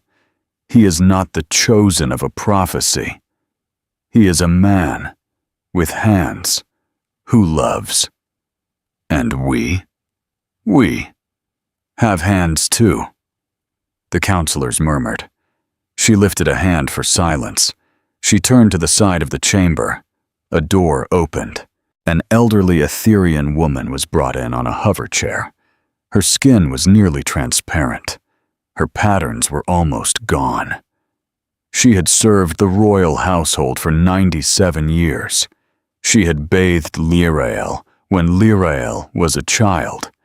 She had taught her the names of the 7 stars. She was dying. Quietly. The way old servants of old kings are sometimes allowed to die. Her name was Esselia. Lyrael knelt in front of her hover chair. She took the old woman's hand. She said, "Esselia, I have to ask you something. May I?" The old woman smiled. Her smile was the smile of someone who had loved a child grow up. She lifted her free hand. She placed it on the side of Lyrael's face. She said, "Always my star." Lyrael closed her eyes. She held Esselia's hand with both of hers. She breathed. She thought of Ezra. She thought of the warmth. She thought of all the times she had stood next to him while he had healed someone, and felt the small hum in her own palms, and dismissed it as an echo. She stopped dismissing it. She let it come. She let it come up out of her like a tide rising in a quiet bay. Her patterns flared. The patterns on Esselia's skin answered. silver met silver, gold met gold. And in the great flower-shaped room in front of the entire High Council of the Etherean Concordance, before the eyes of the king and the eyes of a small human man who was holding his breath, in the gallery above Princess Lyrael, 22 years old, Earth Reckoning did something that no Etherean had done in 3,000 years. She healed someone with her bare hands, with nothing, with love. The old woman gasped. Color came back to her skin like dawn rolling across a hillside. She sat up. She lifted both of her own hands. She looked at them. She wept. The counselors did not speak. The counselors could not speak. A few of them stood up. A few of them sat down. One of them, a great old lord, with patterns so faded you could barely see them, put his face in his hands. Lyrael did not look at them. She lifted her own hand. She looked across the chamber. Up to the gallery. She found Ezra Calloway. She held his eyes. She lifted her chin, a small smile. He in the gallery with his hand on the railing, and tears running down his face for the second time in 2 days, lifted his own chin. A small smile, a bow. 2 people in a room of strangers, acknowledging each other. It was that day, that hour, that moment, that the long, cold sleep of the Etherean touch was over. It was that day, that the future began to change. He stood beside her afterwards in a quiet corridor lined with windows that showed the stars. She had a glass of something pale in her hand. He had nothing. He said, "You knew you could do it." I hoped. You bet your dignity in front of your entire council on a hope. Yes, you are insane. Maybe. You are also wonderful. She looked at him. The patterns on her cheeks moved. He thought it might be the Etherean version of a blush. He decided not to ask. She said, "There is something else you should know. About my uncle." What? He stood before the council this morning, before I came to find you. He did not deny what he did. He could not. Not with the evidence your friend Marin found. Not with 30 years of poisoned bodies behind him. What did they do to him? He will spend the rest of his days on the prison moon of Velis. Alone. No advisors. No allies. No followers. He will live a long time, Ezra. Ethereans live a very long time. He will live long enough to count every face he poisoned, every name, every child. That is a hard sentence. It is the sentence he wrote for himself. He just did not know he was writing it. She paused. She added, "Including the 12 on Ganymede. Their names will be entered into the council record, marked, remembered. Your wife, your daughter. Their names will be carried in the long memory of my people, for as long as my people remember anything at all." He could not speak. He nodded. It was enough. The peace did not last long. It never does.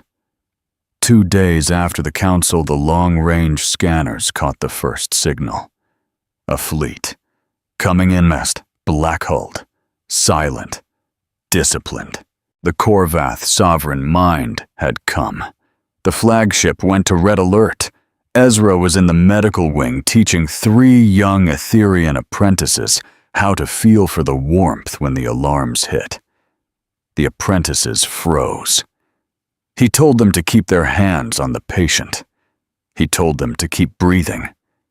He told them in a voice he did not know he had, that everything would be all right. He did not know if it would be. He told them anyway. Sometimes telling is enough. Captain Reyes's voice came through on a tight beam. "Calloway, we're seeing 47 Corvath warships incoming. The Etherians are mustering. We need you to get yourself to the secondary medical hub on the Concord and stay there. Do you copy? Copy. Calloway, do not be a hero. Do not leave that hub. Do you hear me?" "I hear you, Captain." He left the hub the moment she signed off. He found Lirael on the command deck. She was in armor. Real armor. Not the soft ceremonial layers. The hard layered plates of a war-trained Etherian in a color that was nearly black with thin silver veins. Her hair was pulled back. Her hand was on the hilt of something long and curved. She looked up when he came in. Her face did something complicated. "Ezra, you should not be here." "I know. You promised your captain." "I lied. You should go back." "I'm not going back." She closed her eyes. She opened them. She said, "All right." That was all. Etherians did not argue when they did not need to. The first wave hit at 11:42. The flagship rocked once, twice, 3 times. The lights flickered.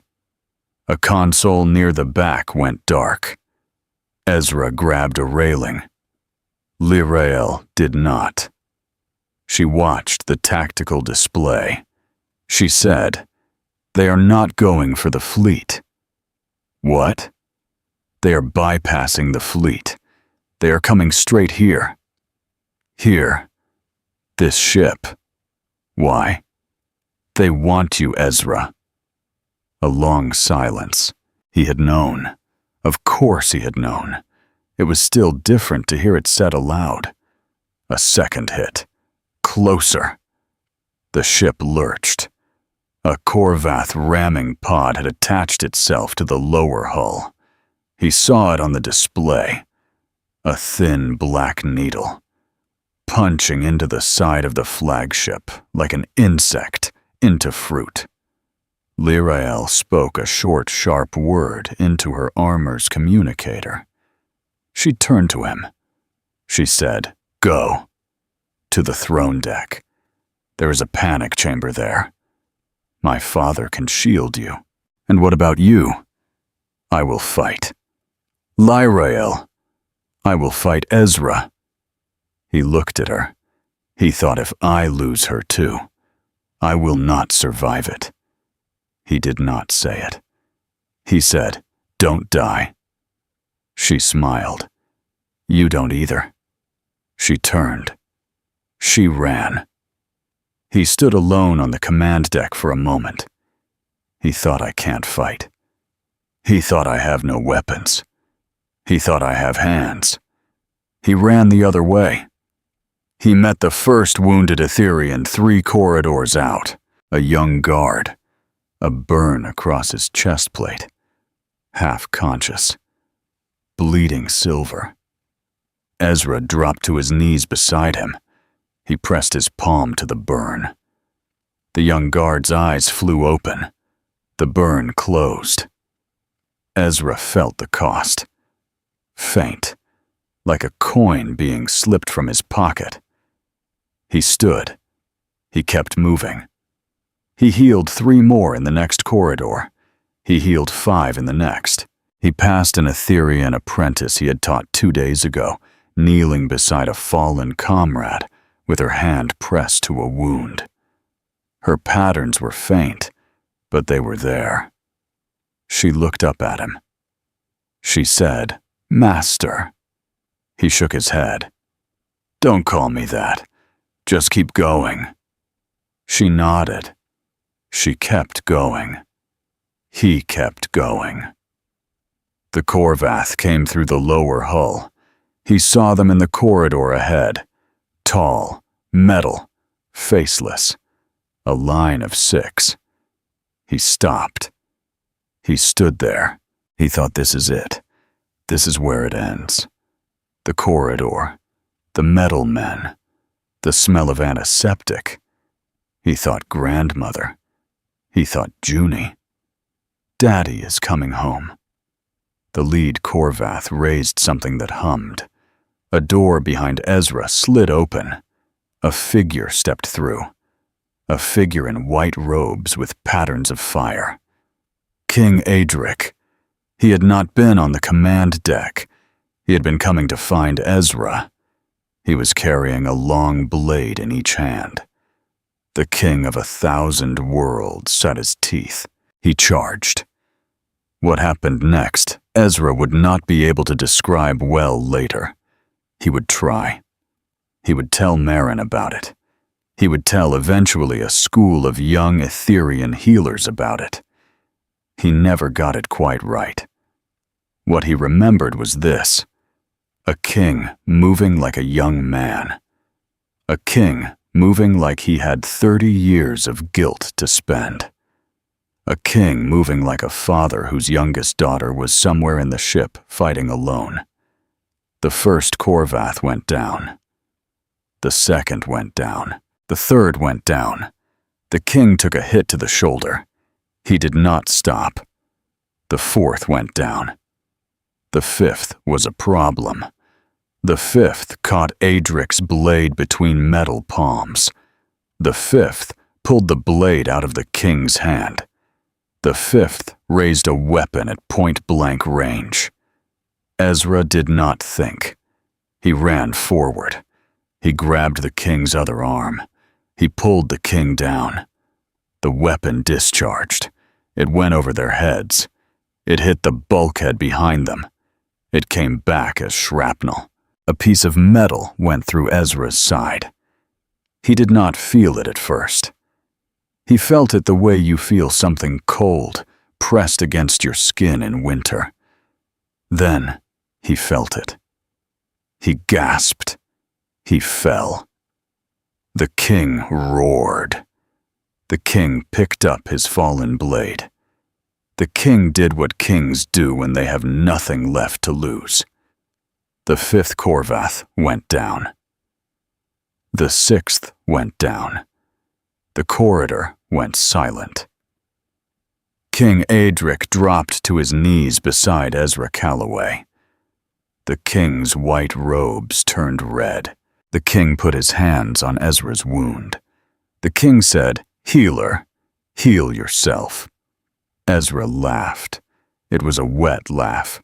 He said, "Doesn't work that way, Your Majesty. Doesn't work on yourself." The king's eyes filled. "Then I will get you to my daughter. There's no time. There is always time. Your Majesty. There is always time." He lifted Ezra in his arms.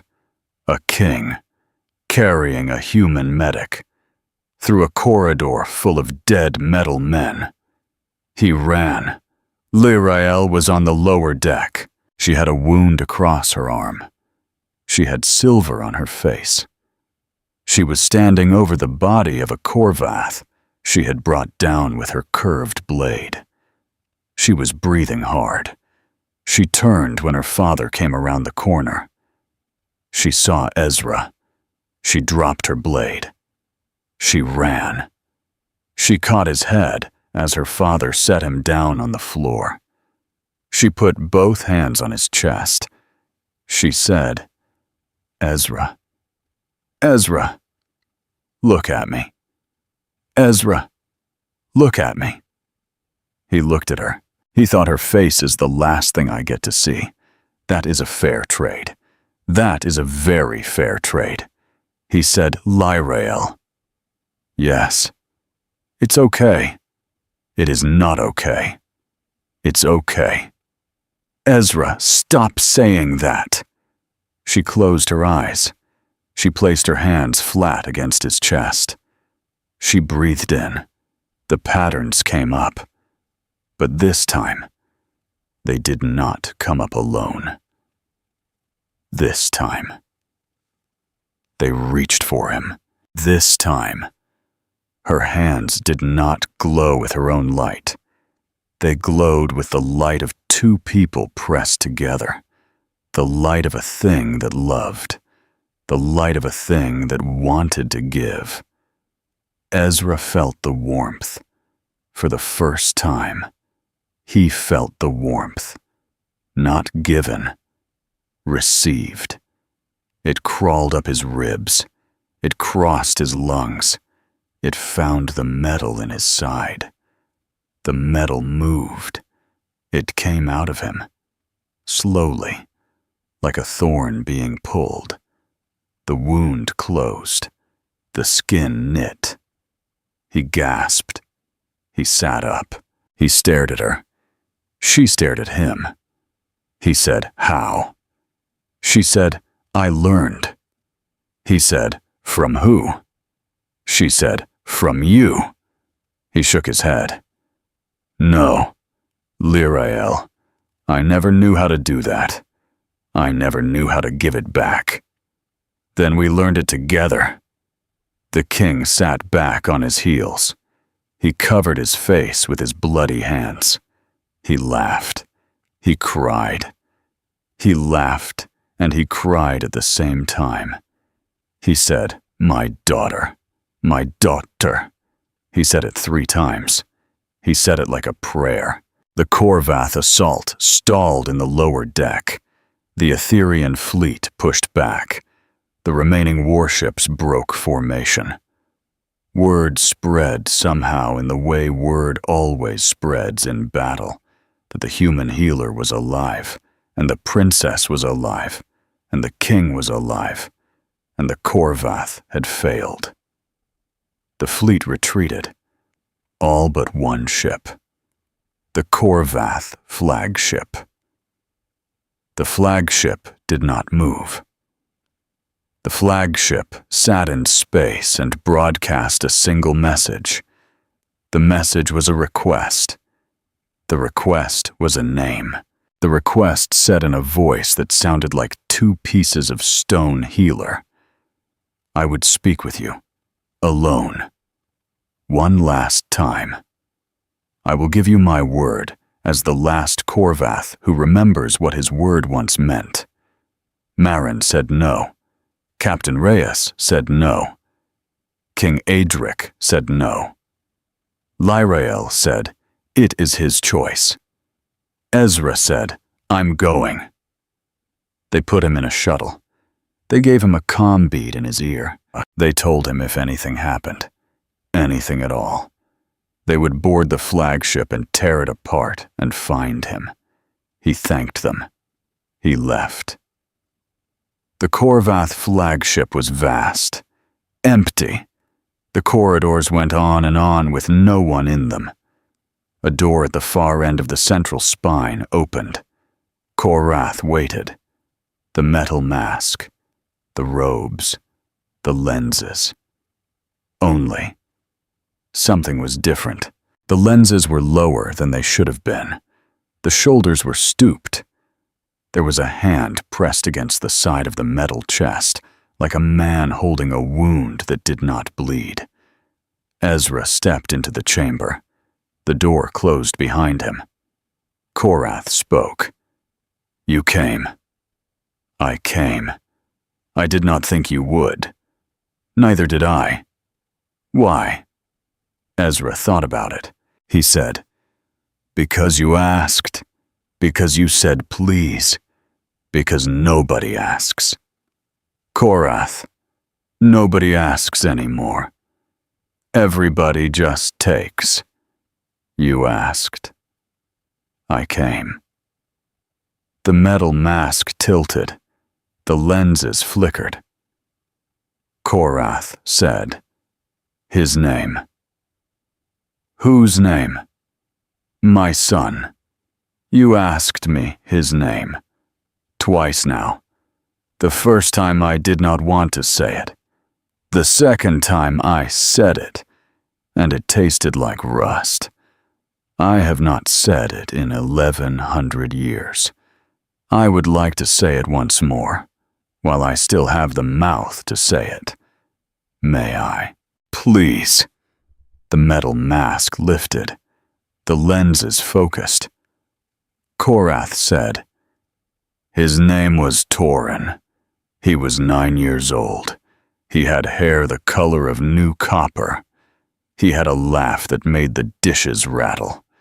He was sick for 3 months. He died in my arms, on a planet that no longer exists, under a sky that no longer exists, in a body that no longer exists. His name was Torin." A long silence. Ezra said Torin. Korath said Torin. He said it again. Quieter. Torin. He swayed. Ezra stepped forward.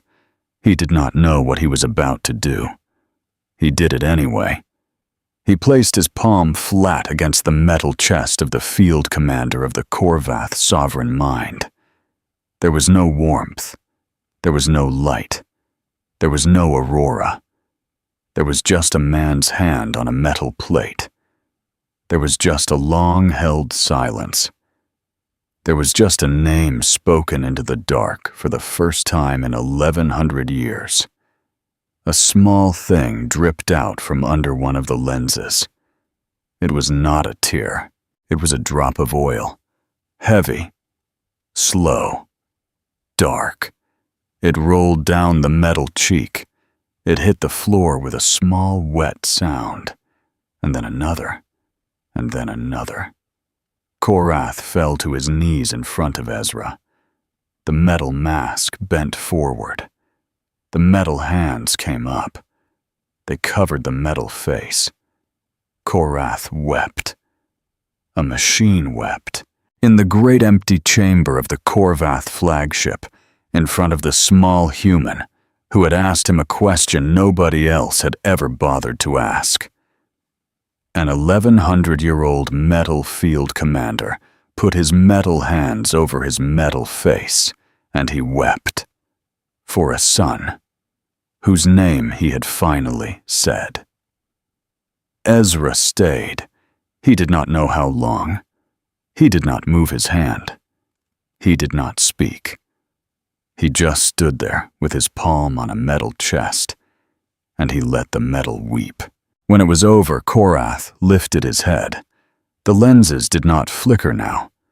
They were steady. He said, "I am going to do something." "What?" "I am going home. I am going back to my people, and I am going to tell them, we were wrong. We were wrong 1100 years ago. We were wrong to choose this. We were wrong to choose forgetting over feeling. We were wrong, and I will spend whatever I have left telling them. They may not listen. They will not listen at first. I have time. Will you stop hunting me? I will stop hunting you, and if my people do not stop, I will stand between you and them, with my own metal body, until they have to go through me, to get to you. Korath, it is not enough. I know it is not enough. It is more than I asked for. It is not enough." He stood. He stepped back. He said, "Go. Tell your princess. Tell your king. Tell your kind. The Korvath flagship is leaving. The Korvath flagship will not come for you again, while I draw breath, while my metal lungs still pull air, while I remember his name." Ezra nodded. He turned to go. At the door, he stopped. He turned back. He said, "Korath." "Yes." Say his name out loud, every day, until you cannot say it anymore. The metal mask bowed. "I will say it," every day. Healer. I will say it every day. The Etherian flagship watched the Korvath ship turn. The Etherian flagship watched it slip away into the dark.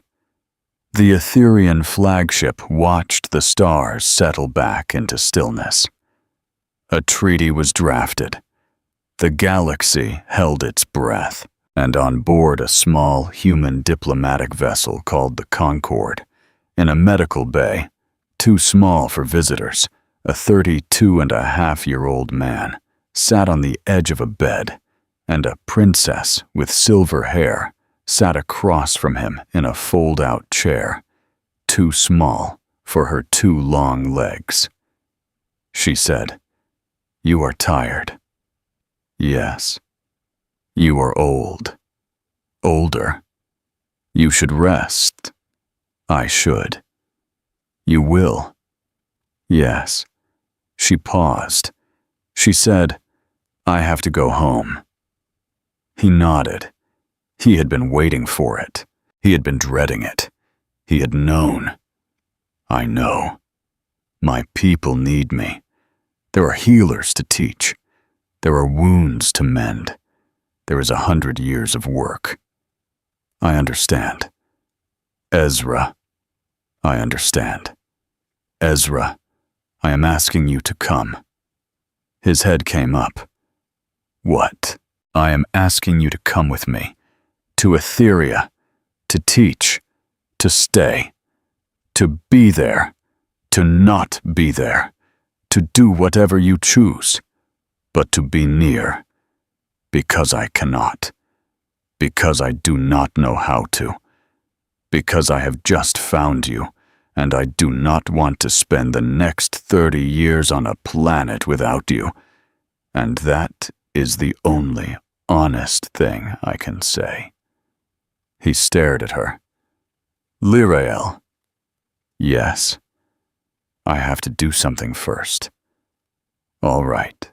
I have to go home. Earth. 2 graves there. I never said goodbye properly. I never said it. I have to say it. Yes.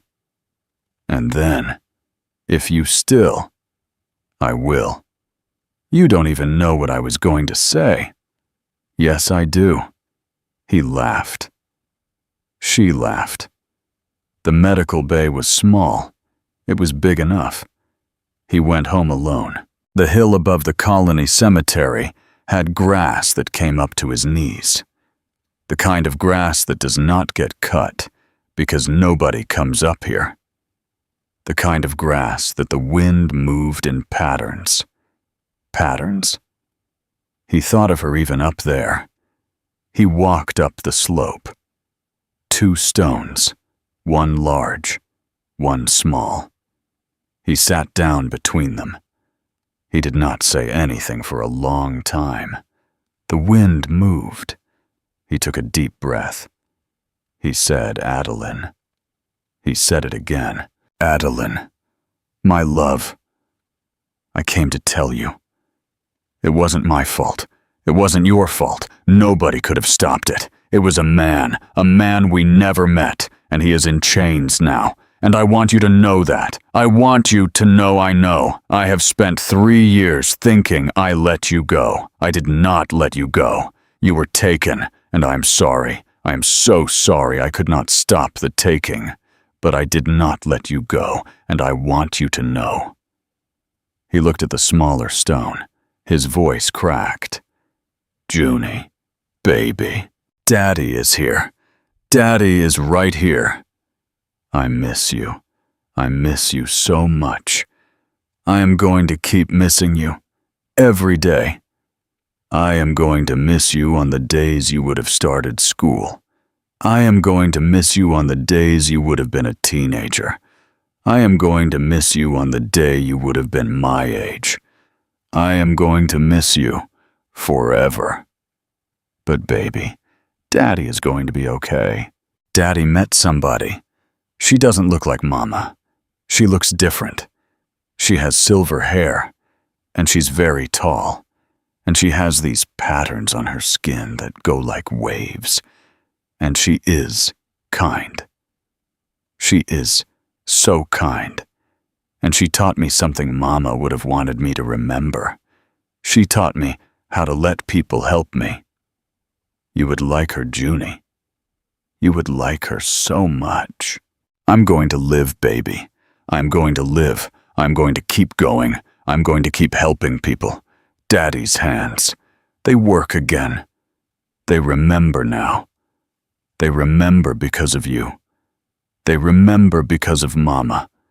They remember because of Grandma. They remember because of a princess with silver hair. They remember. He sat for a long time. He put his hand on the small stone. He kissed his palm. He pressed his palm against the stone. He whispered, "I love you. I love you forever." He stood up. He walked down the hill. She was waiting at the bottom. He had not told her where the cemetery was. She had asked Marin. She was wearing a simple gray cloak. Her hair was braided. She had her hands clasped in front of her. She did not move toward him. She let him come to her. He came to her. He stopped a foot away. He looked at her. He said, "Lyrael." "Yes, I'm ready." She lifted her hand. She did not light up. He lifted his hand. He did not light up. They pressed their palms together. Just two palms. Just warmth. Just a man and a woman who had survived something they should not have survived. The galaxy changed. Slowly. Quietly. The way real change always happens. Etherians began to learn what their hands had forgotten. Some learned quickly. Some did not. Some refused. But more learned than refused. And the few became a school. And the school became a movement. And the movement became a way that an old people remembered something they had let slip. Other species came to learn. Velis came. Tarek came. Beings whose names Ezra had still not learned to pronounce came. He taught them. He stood in long rooms with his hands open, and he taught them over and over that the warmth was not a power. The warmth was a willingness. The warmth was a stretch. The warmth was a remembering. He told them about a grandmother who had said it first. He told them about a wife and a daughter he had lost. He told them about a princess who had healed him back. He told them about a metal commander who had wept oil for a son named Torin. He told them that the most powerful medicine in the spiral was not in a syringe, was not in a scanner, was not in any of the great shining machines that the perfect civilizations had built. It was in a hand, pressed against another hand, when both hands were willing, when both hands had room to give and room to receive. He told them. He kept telling them. He told them until he was an old man. He lived to be an old man. The aging did not catch him because Lyrael had figured out after a year that what had been taking the months out of him had been the giving without receiving, that his hands had been pouring out a cup that nobody had been refilling. She had refilled it. She had refilled it every day. The aging slowed. The aging stopped. The aging eventually reversed in some small amount, the way a river will sometimes give back the silt it has taken. He lived a long time. So did she. In the very last scene of his life, that the spiral remembered Ezra Calloway was an old man sitting on a bench in the Etherian flagship's atrium garden. Lyrael sat beside him. She was older too. Silver still, but softer, Marin was somewhere off in the distance lecturing a class. A young Etherean boy ran up to him. He had patterns the color of dawn. He held something cupped in his hands, a hurt sparrow, a real earth sparrow. They kept some in the garden. Ezra had insisted. The boy looked up at him. The boy said, "Master, can I?" Ezra smiled. He looked down at the boy. He said, "Sweet child, healing lives in the hands of those who know how to love. Do you love this sparrow?" "Yes, master." "Then you already know how. Go on." The boy closed his eyes. The boy placed his small hands over the sparrow. Light bloomed. A small light. A starting light. A first light. The sparrow opened its eyes. The sparrow shook itself. The sparrow flew. The boy laughed. Lyrael reached over. She took Ezra's hand. He squeezed. The wind moved through the not-quite trees. The light moved. A long way away on a hill above a colony cemetery, 2 stones stood quiet in the grass. Loved. Remembered. Not forgotten, never forgotten.